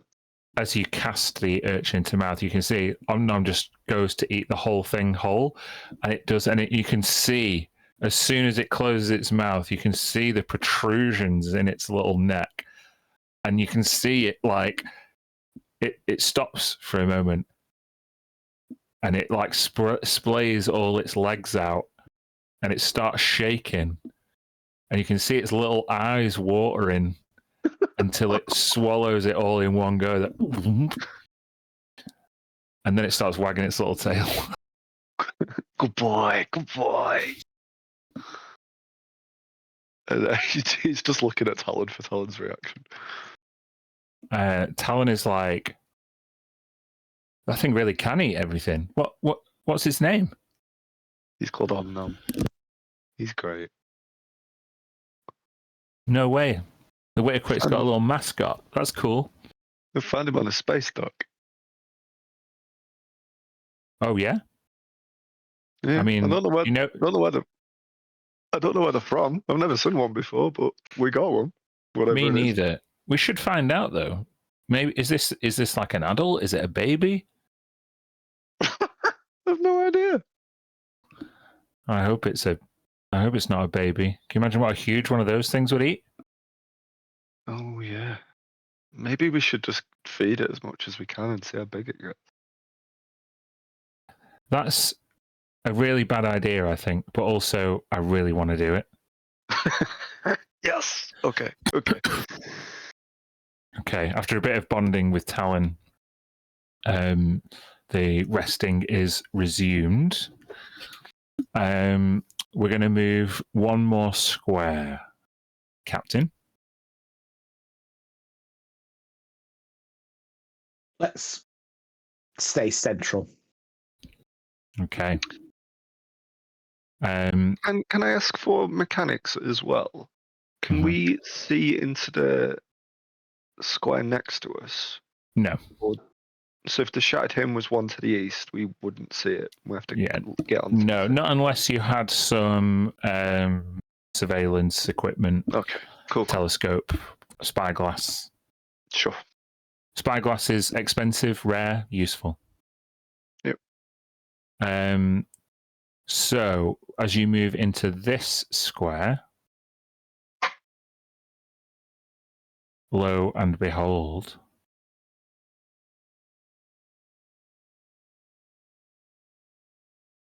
Hey. You are close to Erindor, but in the kind of the next sector. But you see, stationed at a safe distance from the planet, is the Shattered Him. This would be familiar to everybody from Session 0, where Ina was requisitioned, escorted by Kryn, and transported by Zam and Otua towards Elaroon.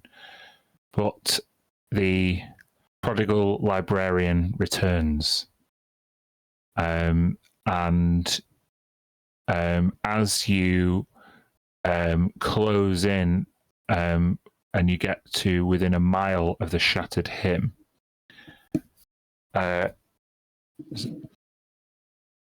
Zam, through your spell jamming helm, you receive a communication.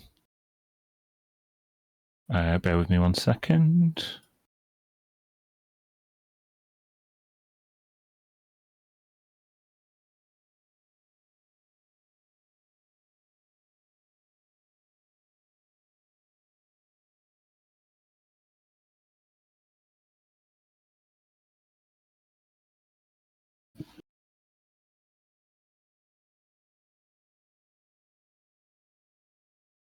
Sorry, I'm trying to find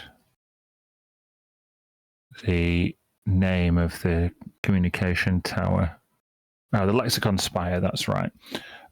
So you receive a communication through the helm. Unidentified Shrike vessel. This is the Lexicon Spire aboard the Shattered Hymn. Identify yourself and state your business. I there. Let's conspire. It's the Witterquick. We're just on our return mission with some of your precious cargo. Dock 9, was it? That's Dock 9. The Witterquick. You returning from checks flight logs. Elaroon?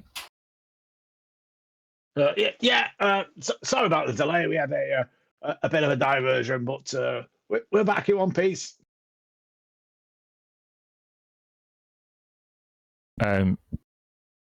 Stand by. We're dispatching an escort. They'll meet you at the perimeter of our airspace and escort you in. Dock 9, as you say. Over and out. Roger that. And as the Shattered Hymn starts to come into view, this it's not a one-for-one representation. It's just meant to be a little bit of obviously it's a bit wonky, the AI image, but it's meant to give you a good impression of what it looks like. Yeah.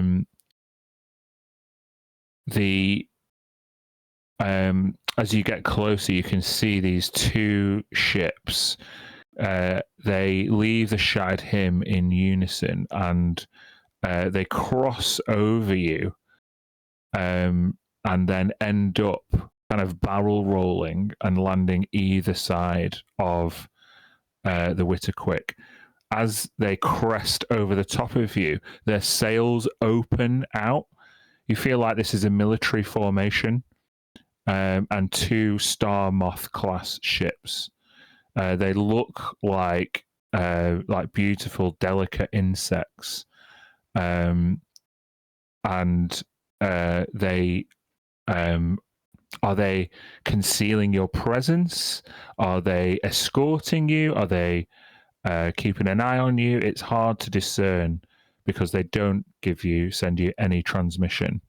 You can see though that each of the ships, they are concealed in terms of their top decks. There's no exposed decks. There's windows though on each side of the ship. Corinne, you were on lookout earlier. I'll let you make a perception check.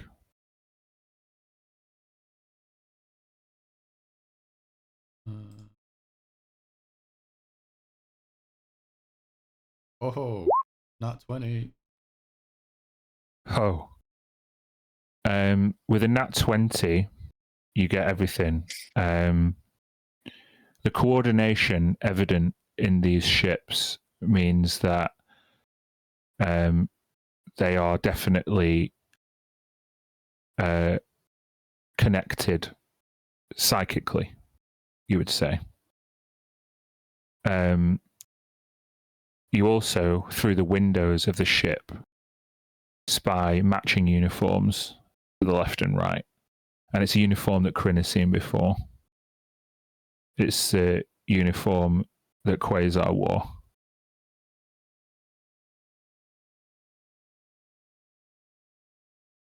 Harmonium Legion. Legion.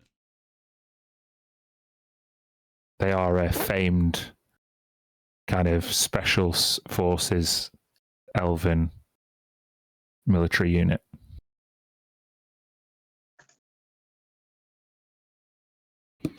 Which probably Ina would just know from the colour of the ship. Yeah. Yeah. Please, can I ask something notes from a couple of days, like a few sessions ago, and a couple of days game.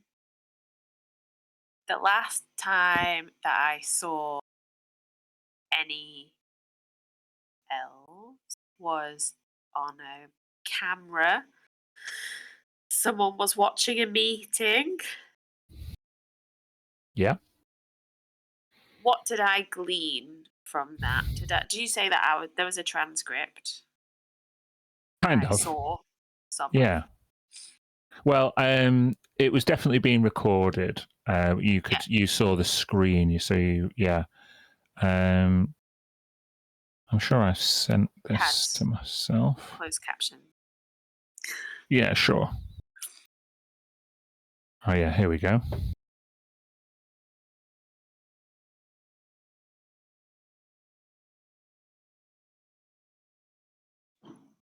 Oh.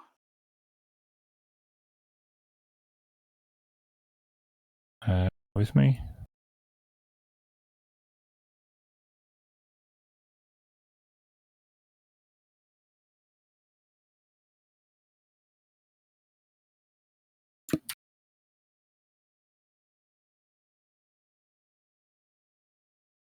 Just add it to a handout on here, I think. That's the best way to do it. Also, we've not talked about Tharivold at all, but I would assume we just were like looking after him. Yeah, he's been below deck. Yeah. I think I would like to accompany Tharivold, kind of helping him to walk, kind of my arm around him, but also kind of covertly guarding him, keeping a close eye in case anything weird happens with him. Oh. How do I get to handout? I can just show it to you like that. Ah!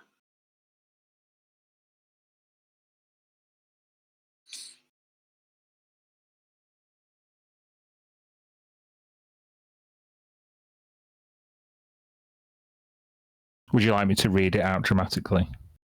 Yeah. So,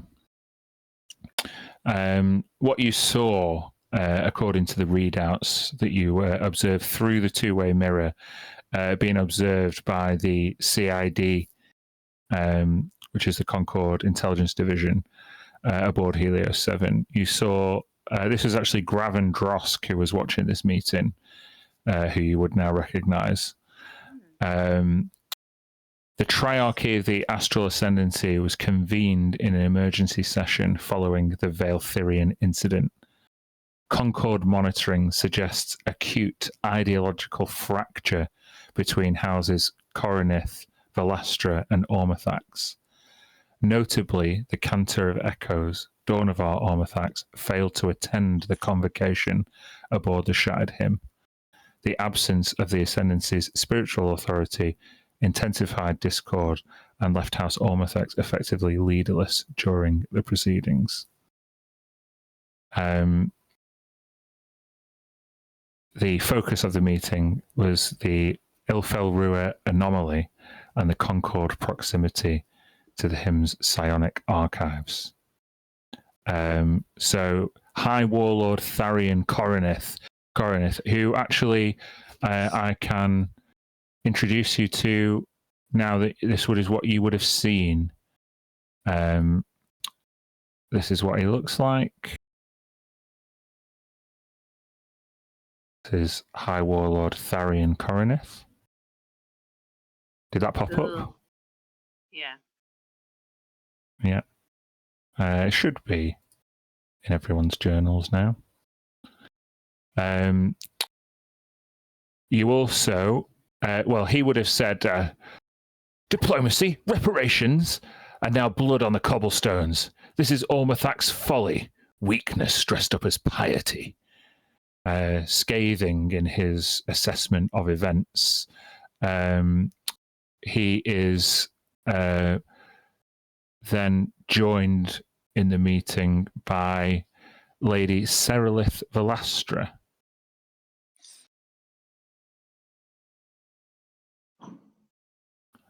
Who you should now also be able to see. Yeah. Ooh.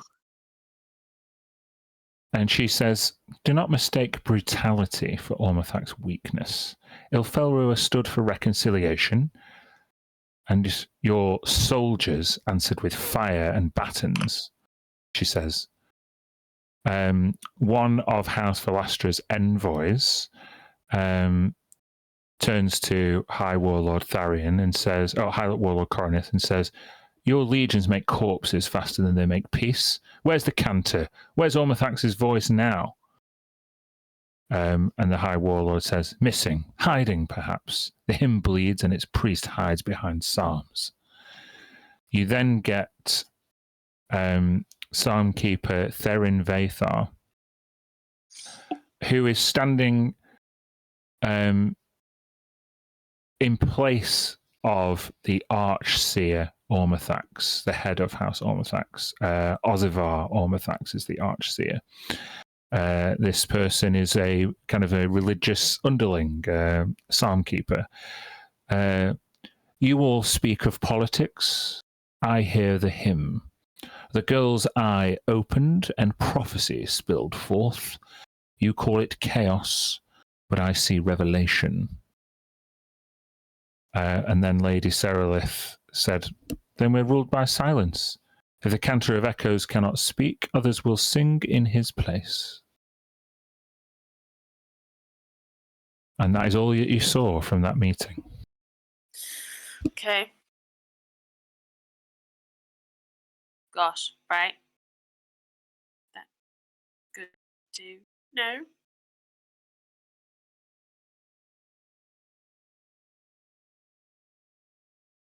I won't do anything with it or it. I just Pardon, want sorry? to know. You just wanted to, that is what you saw. So that's in your mind as Yeah. you approach the shattered hymn. Yes. Yeah. Onto Dock 9. Yeah. So you are landed by these two Starmoth vessels, and the Harmonium Legion, once you are landed at Dock 9, descend from their ships and line up in rows opposite you, and they all stand to attention.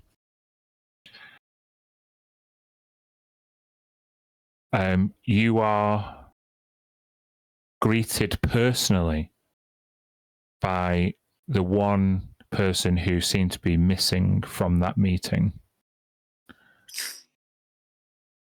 I don't think you would ever have met this person before. And he certainly wouldn't remember ever seeing you, because generally he wears a blindfold. But yeah, this is Archseer Ozithar Ormathax.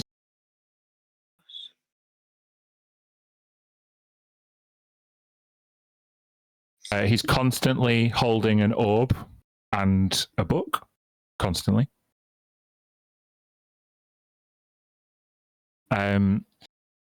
It's hard to tell how old he is, but his hair is still quite blonde. He wears these vestments, and he is flanked by Therin Vathar, the Psalmkeeper, who is dressed in similar attire, but is a little bit more kind of portly for an elf, not very graceful. His blonde hair has a bit of a curl to it, and he stands very much in deference to Ozithar Ormathax as your ship lands at Dock 9.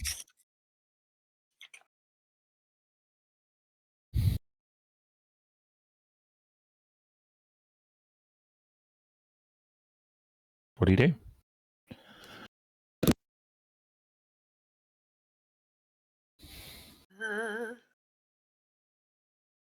Well, shall we go?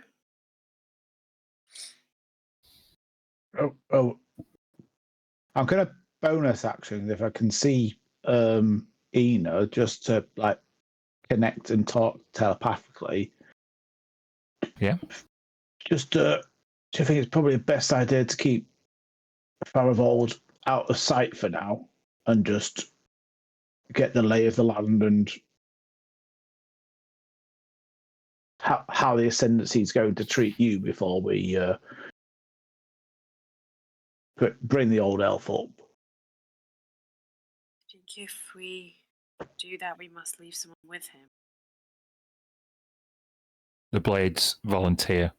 Hey, we can keep the old man safe. Thank you.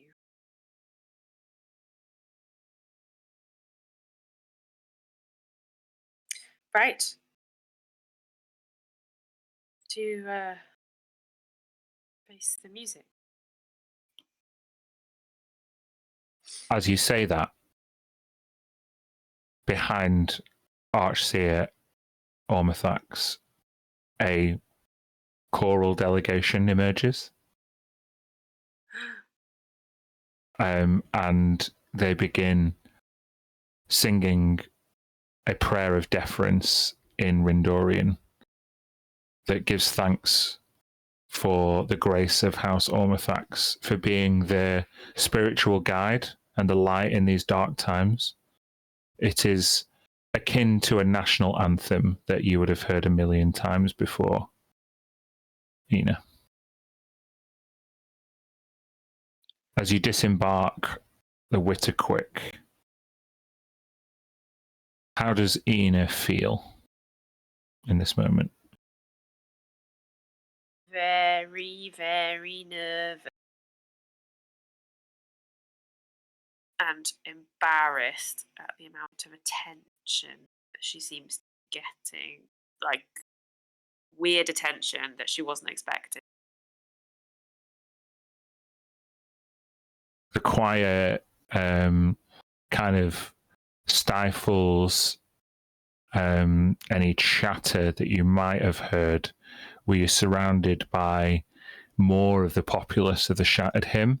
But yeah, this seems as though a very large amount of pomp and ceremony for some people who have turned up at the arse end of Dock 9.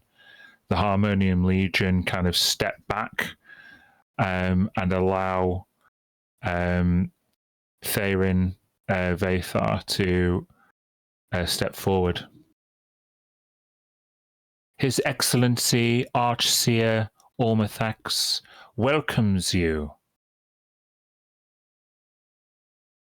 We are very grateful that you have returned, Enathe.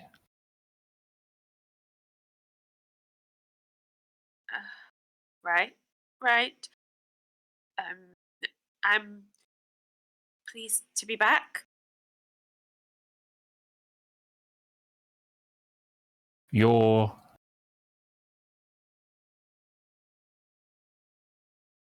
contribution to our diplomatic efforts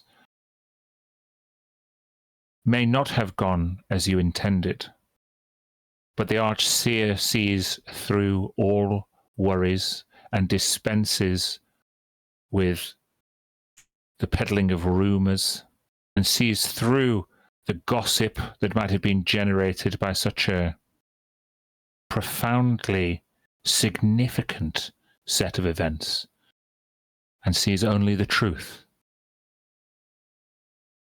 Ozithar is completely unmoved and seemingly Therin Vathar takes the initiative. We thank you for returning one of our most studious prophets to the sanctuary of the Shattered Hymn. We will see that you are well rewarded. Speaking directly to Zam and Otua.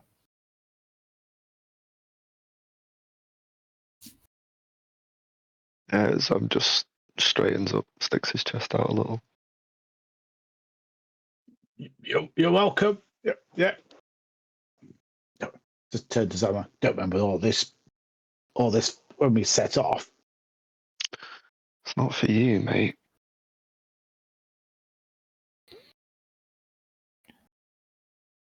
Tell me, child.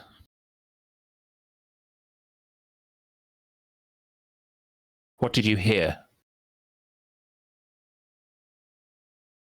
Me? When? What? On Elaroon. The hymn. The voice. The divine providence. What message did it bring you? You must have... And then you see Ozithar just raise his right hand with a book tucked under his arm. Ah, I'm sorry, my lord.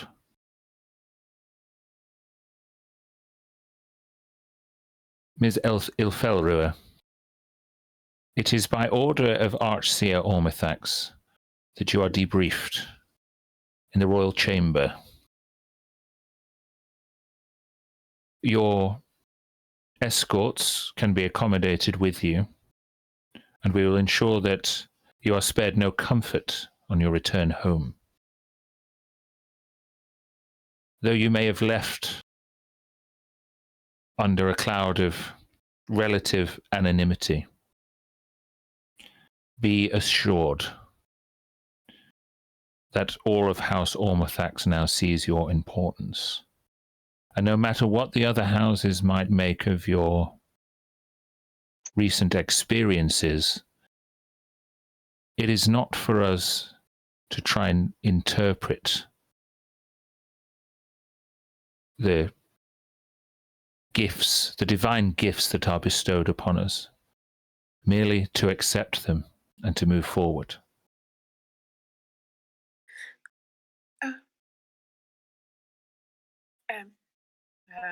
Yes, I would like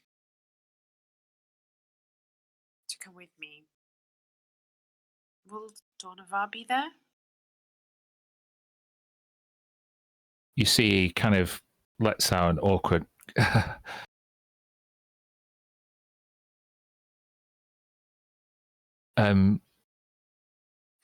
Ormithax the Younger is indisposed at this moment. However, your mother wishes to reacquaint herself with you once you will be ready. And Quasar, my father? Mm.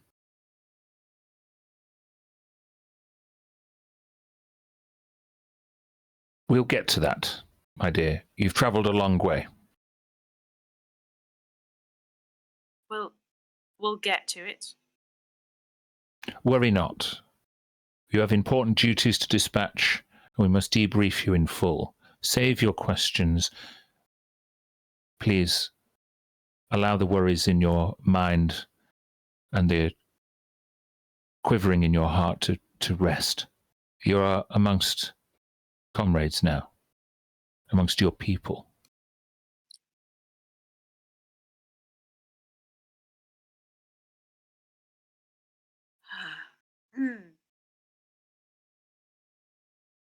Sure, I wasn't.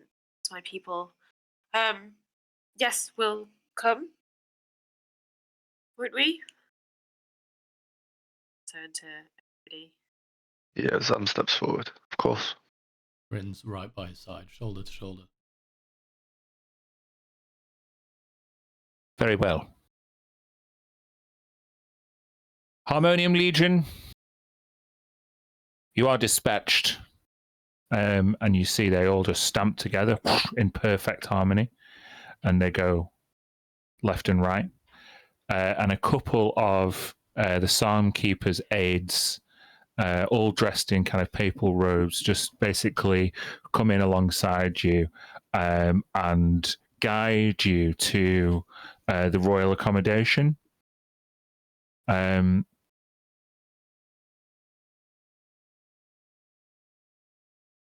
As these conscripts kind of usher you, they are very, very keen not to look Archseer Ormathax at him directly. It's a sign of rudeness, and they avert their eyes. And basically, the Psalmkeeper basically keeps his back to the Archseer at all times and makes sure that nobody else is looking. But it is not long before you are away from the Psalmkeeper and the Archseer, and you are taken through the kind of not the back streets, but you are escorted through one of the market squares, which seems curiously quiet at this time.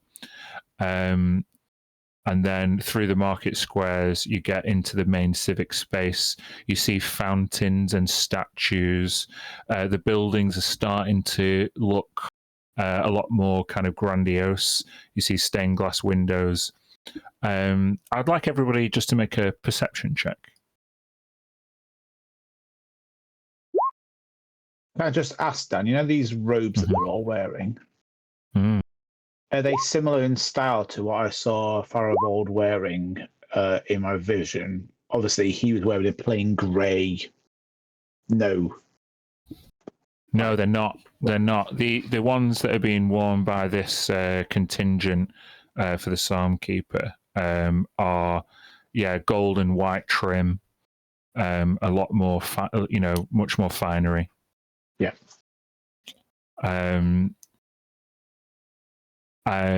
So we've got this group perception check. 14, 17, 23, 8. Okay. Ina, this is obviously an area that is very, very familiar to you. I would say with your perception check, you notice that the Harmonium Legion, that when it was dispatched, they were all of a lower rank than your father. It looks like quite a couple of them at least were extremely fresh new recruits, which might strike you as unusual. It's been a long time since the Harmonium Legion have seen battle. Otua with a 23, you're obviously not familiar with this place. You can see fractures in the buildings, ones that have been repaired, not with mortar or cement, but with golden filigree, as if these buildings were delicate china, having been repurposed, presumably being damaged in the sundering. With a 23, though. Gosh, some of these angles look familiar to you.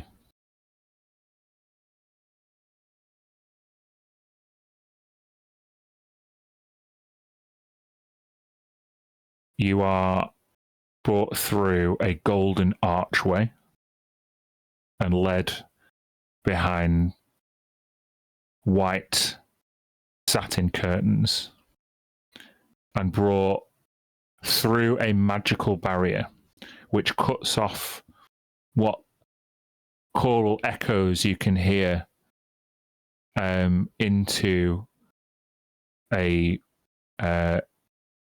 vestibule that is well appointed, cushions, sheets, a table with a spread of food, really kind of well appointed meal on silver platters. enough space for all of you to relax in relative privacy.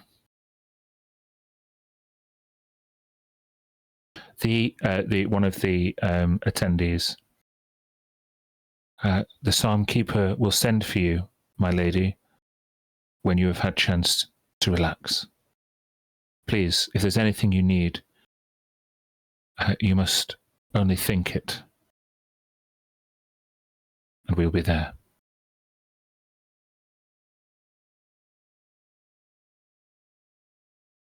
And they step outside of this magical dome, and you are inside this cozy quarters.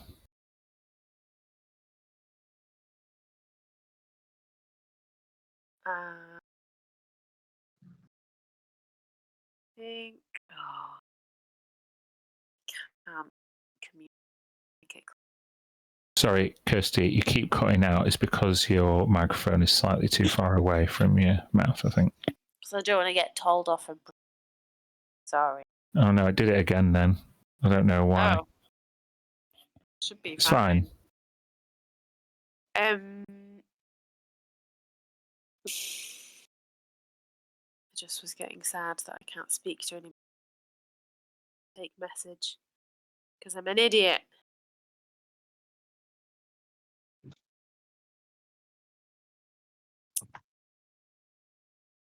So it's just the four of us? Yep.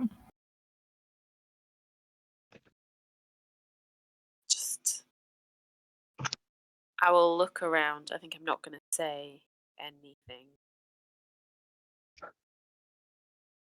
Oh, these are some fancy shindigs you've got here.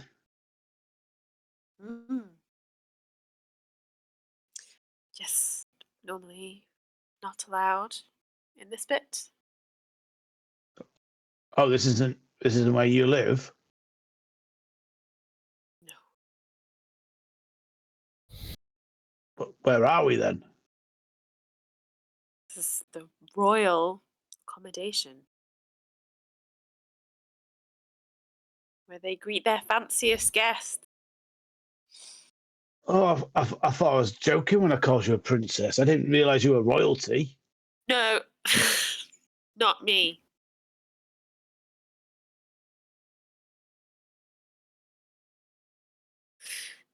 Are we It's meeting nicely royalty? I don't know. Isn't that a nice shade of blue over there?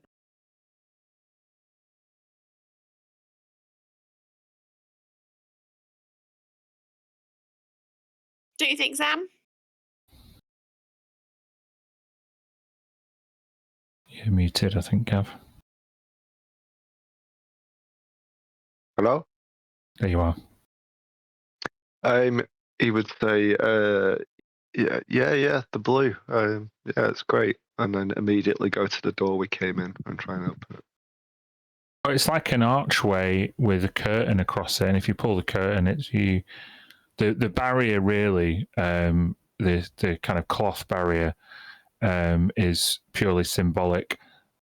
The barrier that is actually there is a magical one. And it's the dome you kind of step through.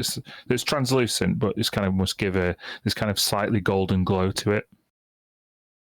And I can go freely through this. There's no guards outside or anything.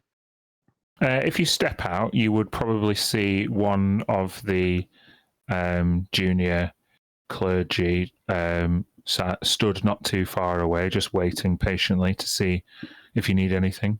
As you step out, they raise their head. My lord? No, and I'll go straight back in.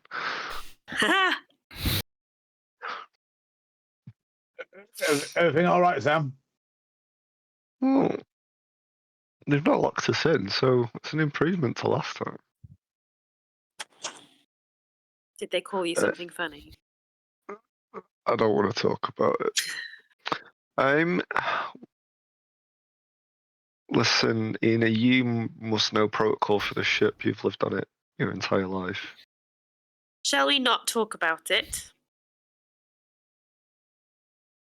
Just want to know what's going on. Yes, I don't know.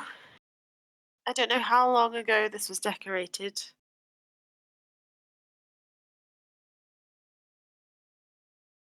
Are you being deliberately vague as not to share any details? What is Ina worried about being heard?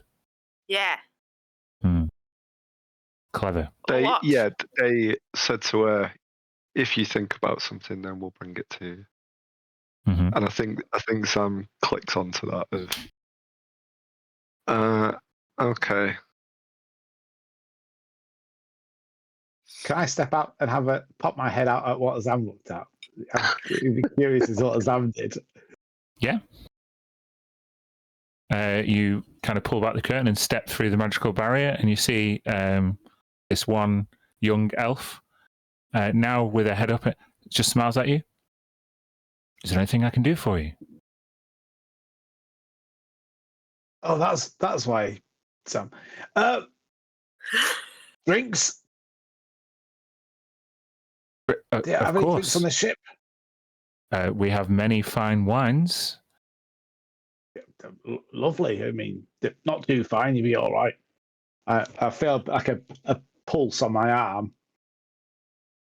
Incense. Have you got any incense? Incense, of course. Is there some unwanted smell? I could have it cleaned. No, there's no smells. I'm tempted to make one with prestidigitation. How he said it. No, there's no smells. Forgive me. Wine and incense. I shall return momentarily. And indeed, after a few minutes, so they bring you 2 bottles of fine elven wine, one red, one white, and roll me a d6, please. Craig? Yeah. 2 different incenses with different smells, and the kind of the candle which you can choose which one to light, basically. Bring it all in. Stuff the incense in my pocket. Like, well, they've at least given us something to drink. Oh, drinks. Yeah, I'll need strong spirit, please. Stronger the better. Something like a pale. Not sure what you guys drink. It's really strong though. And some cigars and something to light them with. Okay. Now, given that we're asking for a bit more, I'm going to get you to make a persuasion check, Sam. Oh, not me. Can I cast guidance? You can, yeah.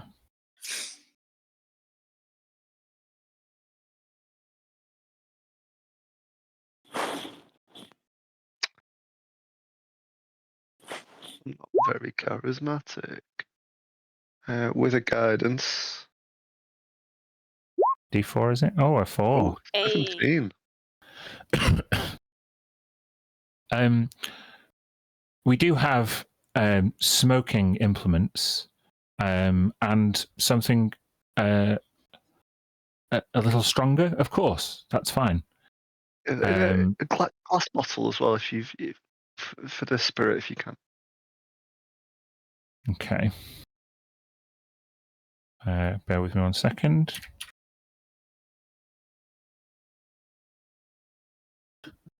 We'll see what they bring you.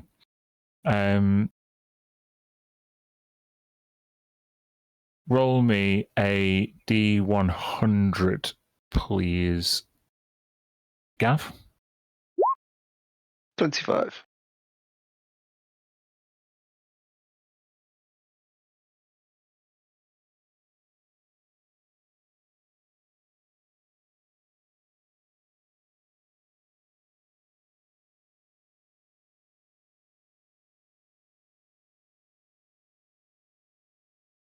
Sorry, this table's not working for me.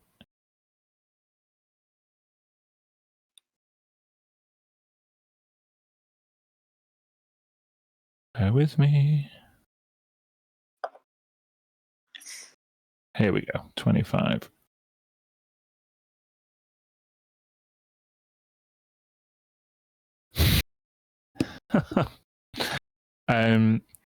It takes a few minutes, and the elf returns with it's like a shisha pipe. It is really ornately designed, almost with stained glass, and a magical everlasting flame in the that's on the top as the aroma pours forth. It strikes you as like particularly floral, a very acquired taste for a non-elf. So make me a Constitution save, if you will, Zam.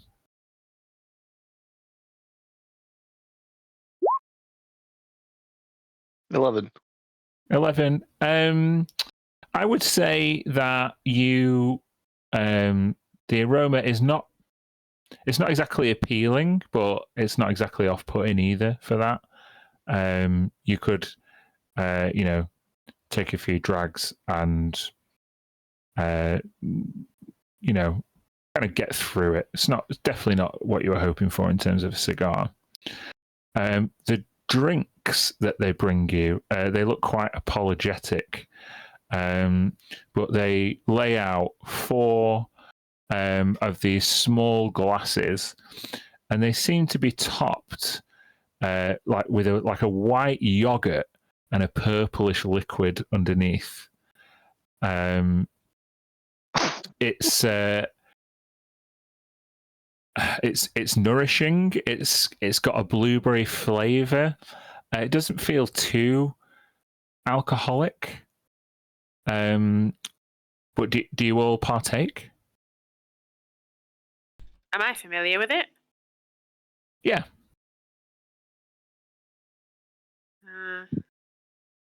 I think I'll have some to hold, but I won't drink it.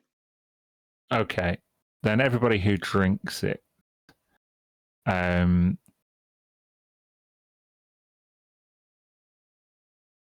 you can feel your weariness be addressed almost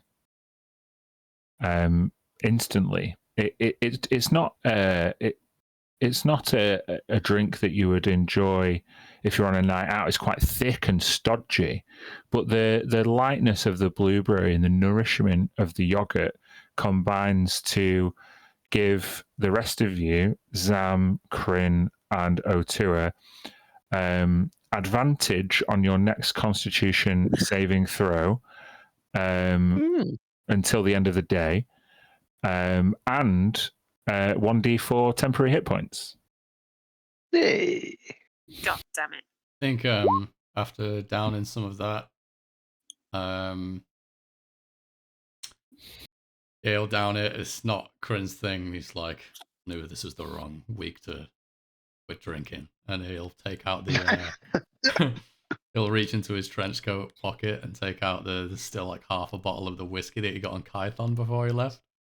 Oh, yeah. And he'll take that out and like a stub of a cigar. Light that and take a swig of the whiskey and offer it to Zam, who I'm picking up looks equally displeased by this like elven floral blueberry thing. Oh, yeah, Kryn, this was terrible, but I really just wanted something that we could sell next time we're in port. But they've not brought out the right stuff, so all this is terrible. Well, if things go better than expected, then we might have quite a payday on our hands. Well, not crossing any fingers. Do they call it a gut feeling? Yeah, I know what you're talking. In that moment, the curtain is pulled back, and you see the familiar image of Vulpecula Ilfelbrewer. Darling, Hi. and she rushes towards you and embraces you very, very tightly. Oh, it's really you. Oh, yes, it's me and it's you. I'm how are you? I'm so glad to see you. I've been so worried what they're saying, what happened on Ilaroon. It's just, I was so worried for your safety. We're fine. We're fine. Is there someone I can talk to? What happened? Well, you can talk to me, dearest. That's why I'm here. No, but you don't know why it happened, do you? Oh, well, many of the people are saying it's an act of providence that you're fulfilling some act of divine providence, some message from the gods long deceased. Maybe you speak through them. Maybe you are the hymn we all need to hear. I didn't cause it. Do people think that I caused it? I didn't do it. There's been rumors and speculation. You know me. I've certainly not been one to encourage any of that. Yes, I do know you. How can it be a providence when millions of people must have died?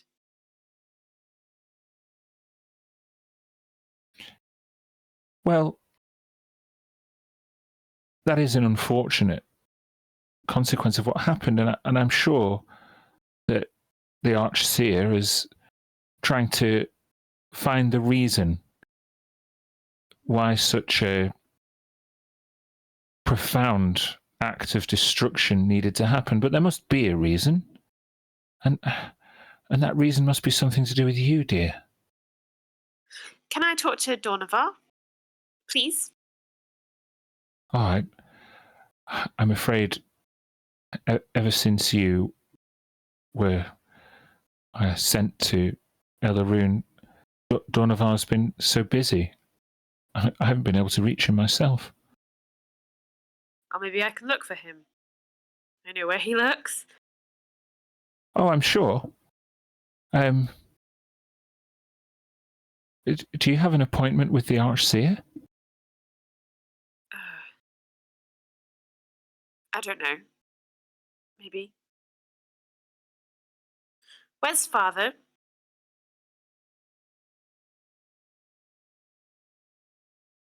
I hadn't wanted to discuss that with you now.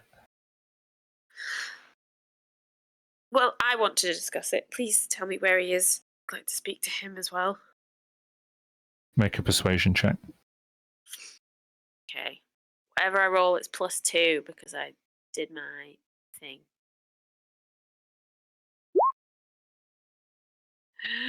14. I'll take you to your father in good time. You know how he gets sometimes. He's somewhat agoraphobic in his old age, and I wouldn't want to rattle him with any news of any cataclysmic events.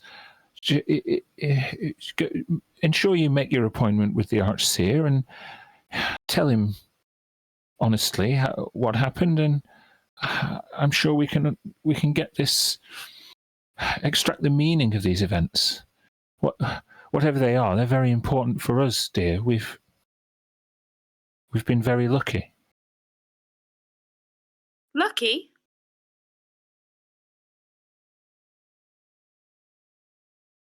Please, God, roll insight on this woman. Okay.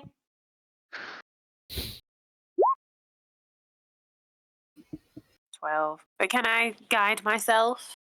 Yeah, sure. Can I get an insight on this, watching closely? Yeah. 15.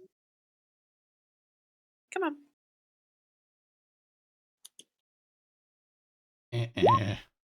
Not one. Oh, With a 15, Ina, your mother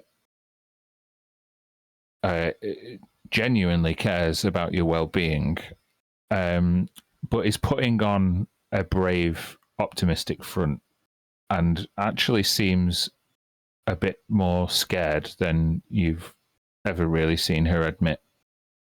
mhm.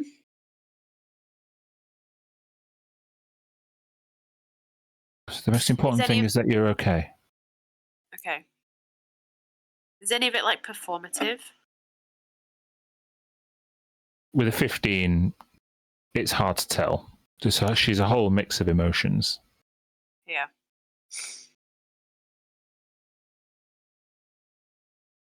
Well, dear, I'll make arrangements to come and see you after your appointment. Your new friends seem nice. Very nice. Very, very nice. Everything will be fine, Mother. Yes. I'm sure it will.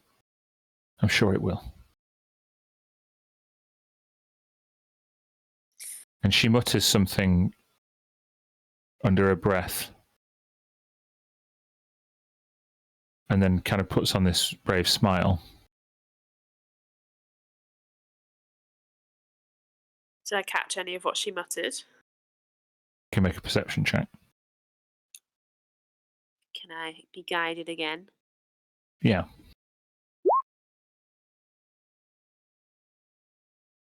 Wow. A She 27. says, Oh, I'll make arrangements to see you once you finish your appointment. I'm just glad you're okay. And then what she mutters is, it can't have been a second sundering. It can't have been. okay. I step in and I go to shake Vulpecula's hand. Lady Ilfilrua, an honor and a pleasure. Bryn Kairos. Oh, my. You're a Brondaki. Consider myself of Kython. Long since I've tread foot on Brondak. Well, wherever you hail from, good sir, I'm pleasure to make your acquaintance, especially if you help protect my daughter. Pleasure to make yours, and a pleasure to have escorted your daughter. I was hoping, as a matter of fact, that you might refer my acquaintance to your husband, Quasar. You know my husband? I was acquainted with him about 20 years ago now, when he was sent on a mission to retrieve goods from beneath the Royal Library. I had no idea you'd met him so recently. Well, of course. He always likes to see an old colleague. And she whispers to you, perhaps you could come while my daughter is meeting the Archseer. Yeah, he just gives a quiet nod. Thank you, Lady Ilfilrua. She nods. She looks down at O'Toole, gives a smile, and then looks towards Zam and looks somewhat puzzled. While the three were having a conversation, Zam would have been next to O'Toole and just being like, yeah, it's a bit pulsy around here. Oh, hi. I'm sure. Farewell. So good to see you, daughter. And she goes out. Take care. Your Majesty. Nope. Nope.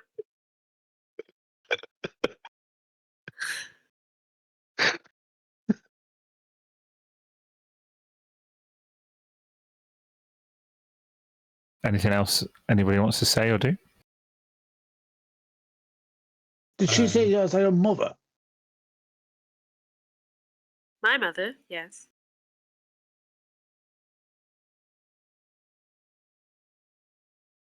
Right. Actually, after Otis going to be quiet because thinking about his own mother. Okay. After a while, Sorry, I was just going to you say are. that, go on, yeah. as Grin goes to like sit back next to Ine, he'll kind of just whisper to her, try and track him down. Very obvious. Thank you. After a while, taking a meal, and the psalm keeper, Vathar, returns. I trust the accommodation was appointed to your liking? It's different to what I'm used to here at home. Well, seems as though, rare though it is, if you hear the hymn and sing it back, then you can be projected to stations anew. You'll get used to it, dear. These material things are not as long-lasting as a song in our hearts. I'm so sorry, I have no idea what you mean.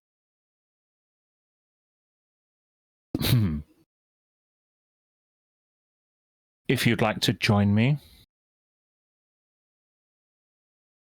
Madam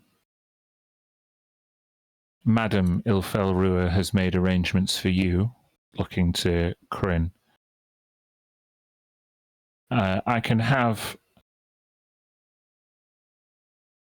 the captain and his first mate accommodated somewhere more befitting of a contractor. Could they not come with me? Please. Make a persuasion check at advantage.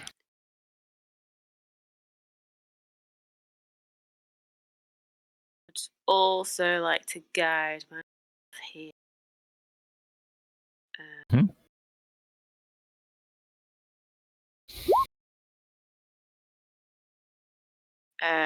That's 18. 18. Yeah, with an 18, you want to bring the captain and first mate of the Witterquick into the Archseer's chambers. Yes. Through his teeth. Very well. We must all hear the song, no matter how familiar we are with the melody. And he leads you on. We'll stay with you momentarily as you are brought into the royal palace. We are talking thousands of pearls, golden gates, a fountain of an elven saint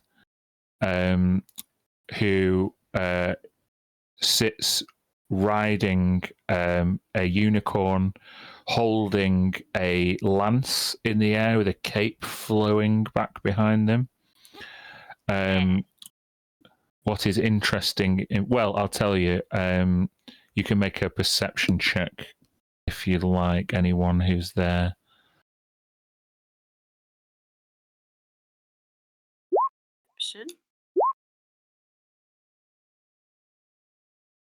Okay, so Ina and Otua, you are drawn to the depiction of this saint carved in marble and the fact that this saint has a third eye.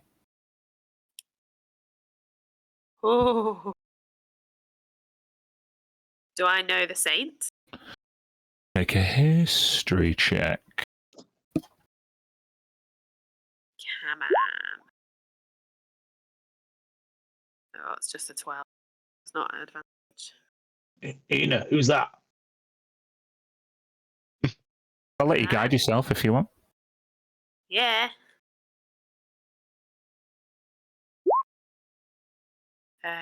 15? Yeah.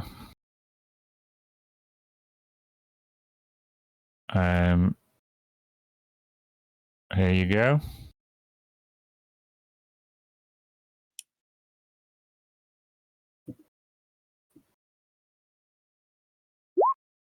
That is Saint Arian Telkasir, the Dawn Lancer.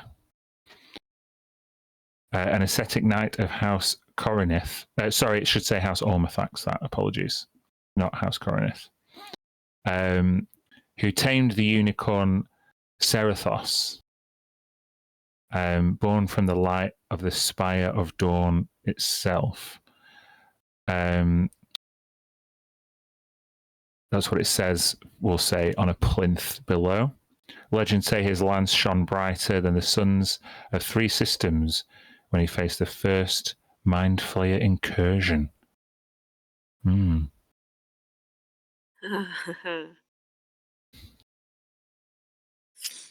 Long time ago, though. We're talking ancient.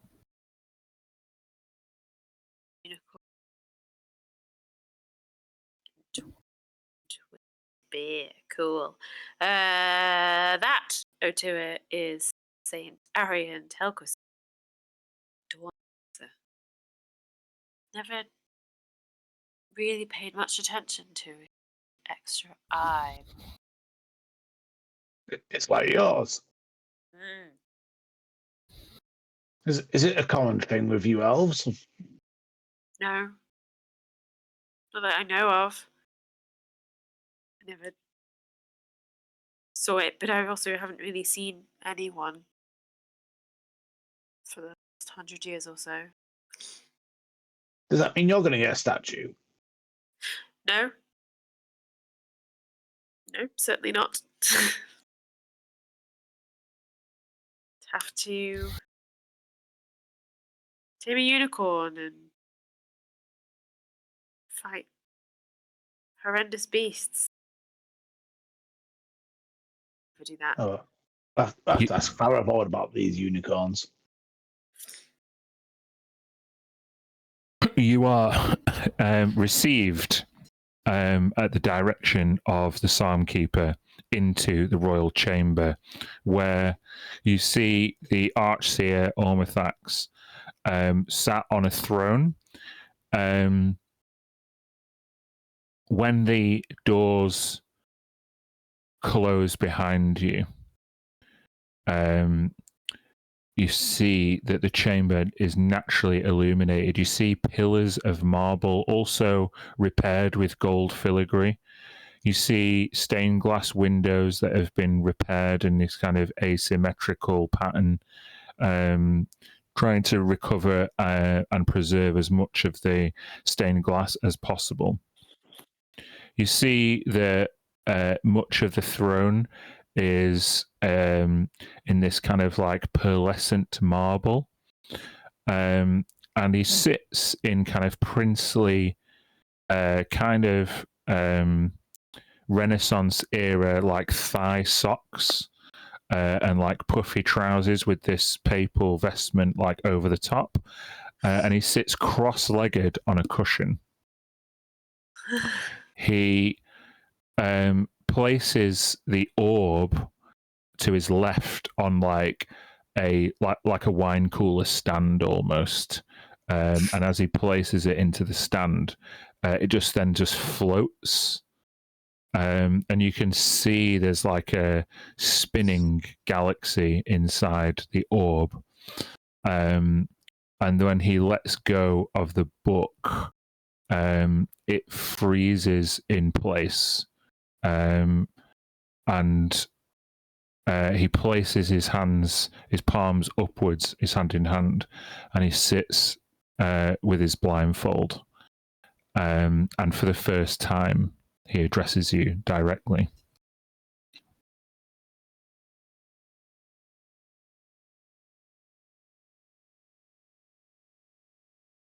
Welcome, Enethe Ilfelrua,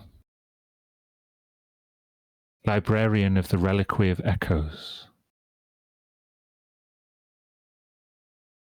Let your voice rebound freely from the walls in these halls, and let us all hear what you have to say.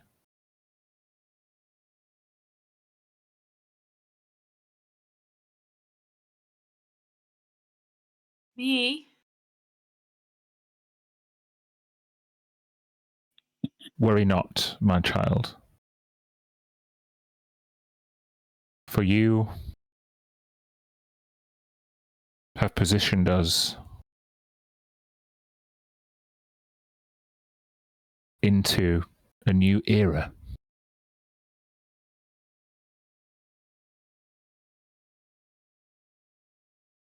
Tell me,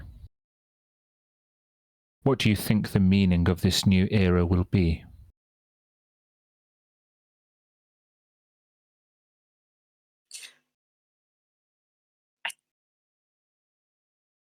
I really think you have me mixed up with someone else.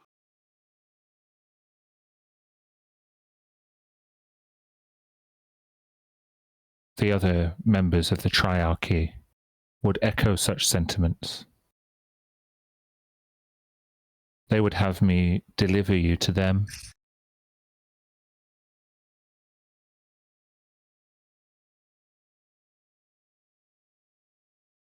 Is that what you want?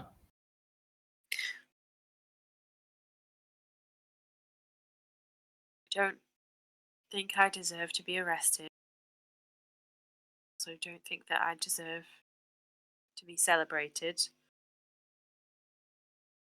What I feel like I deserve, what we deserve, and all the survivors and victims from Elleroon deserve is an explanation from someone, from something.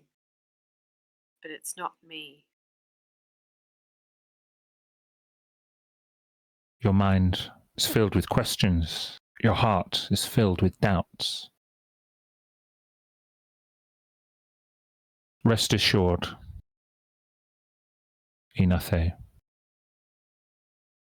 that it was not I that sent you into the maelstrom, for I was blind to see how important you would become, and how the verse would manifest in you.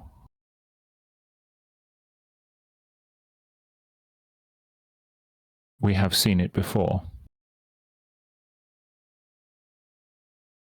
I would like you to make a wisdom saving throw. Okay.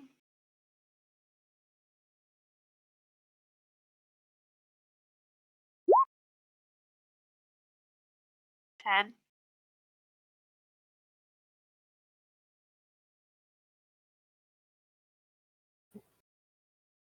With the being currently stowed aboard the Whitterquick,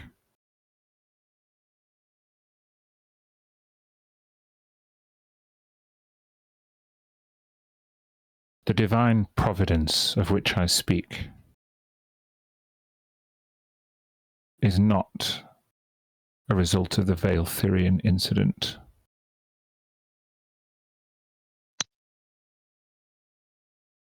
My fellow Triarchs and I are still looking to ascertain the condition that Elleroon is in and its people, whether it can be salvaged, and whether indeed you had coincided with a second sundering. However, the gift that you have brought us has come in the shape of Tharivold Duskwain. You must understand that when the Unity Charter was signed, the Stellar Concord exerted its materialistic influences, threatened trade blockades that were an anathema to High Warlord Coronith and Lady Velastra. And I was forced to abandon my efforts to see him returned to us. For it is in his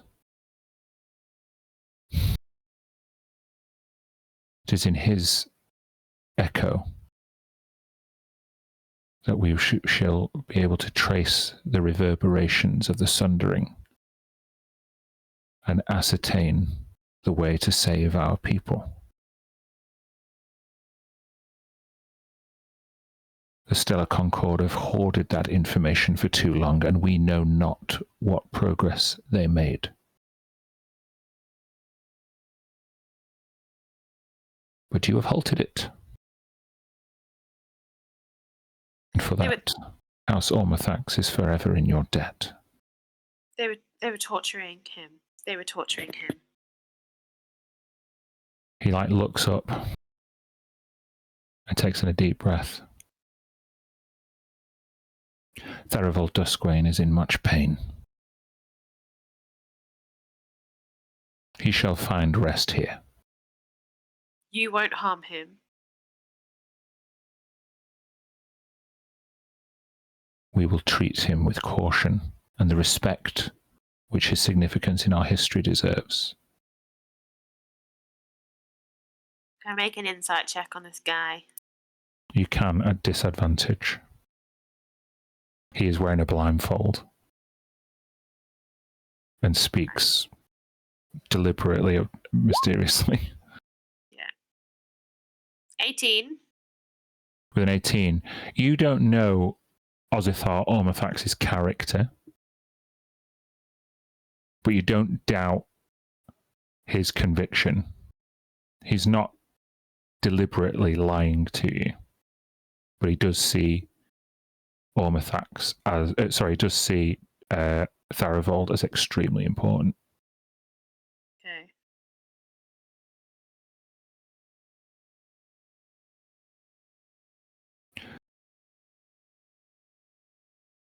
Okay.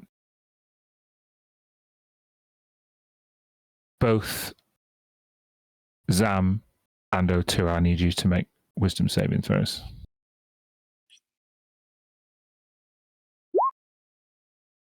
Oh, I got a 2. He raises his hand and twists his fingers in a way that makes both Zam and O2 stand up straight.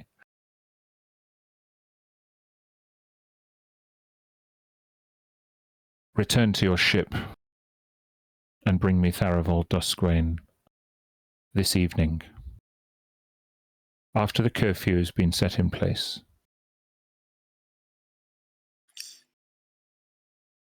We will receive him here directly. Now go. And he waves you off with a command spell. I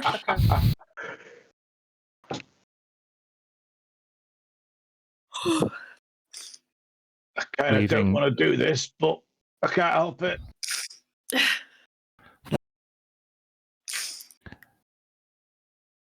Yeah, Zamino to it, leave. And now it is just Ozithar and Enethe. Come closer, child.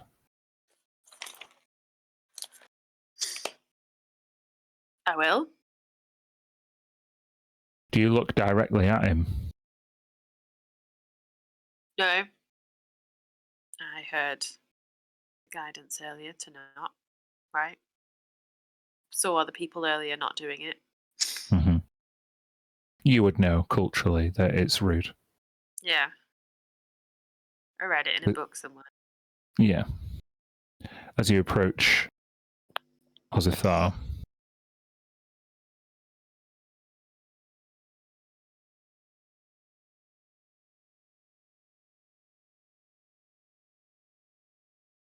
show it to me. What?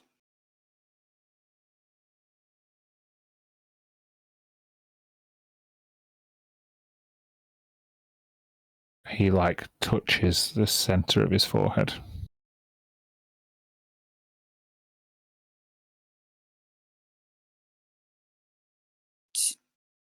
Did he say show? Show it to me. Oh.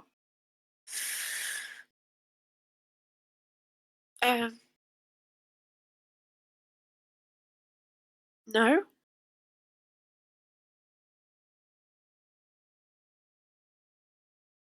Thank you.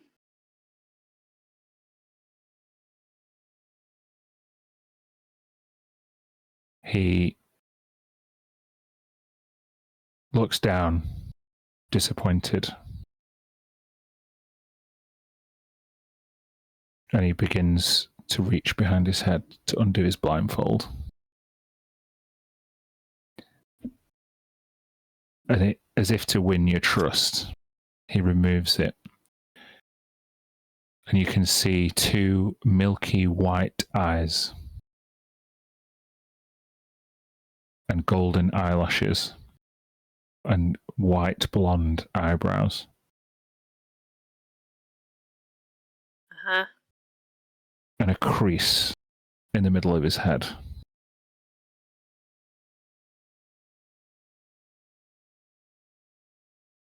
Fear not, child. For you're not the only one who bears this mark.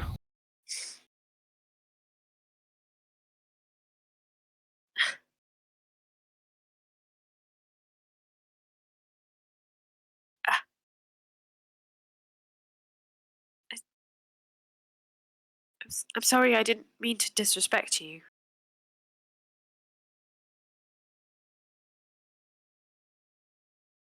I just fear that we might be being watched. What makes you say that? I know that it happened. I've seen evidence that it happened. Let me see. And he places his hand towards you. Do you let him touch your forehead? Oh, yeah, fine. And with a flash,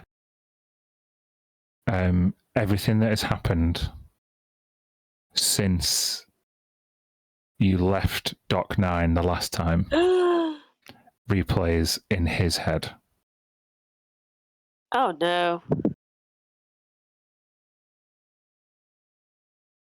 He takes his hand away. And in shock, the last word that he says, Dornavar. And we'll end the session there. Oh.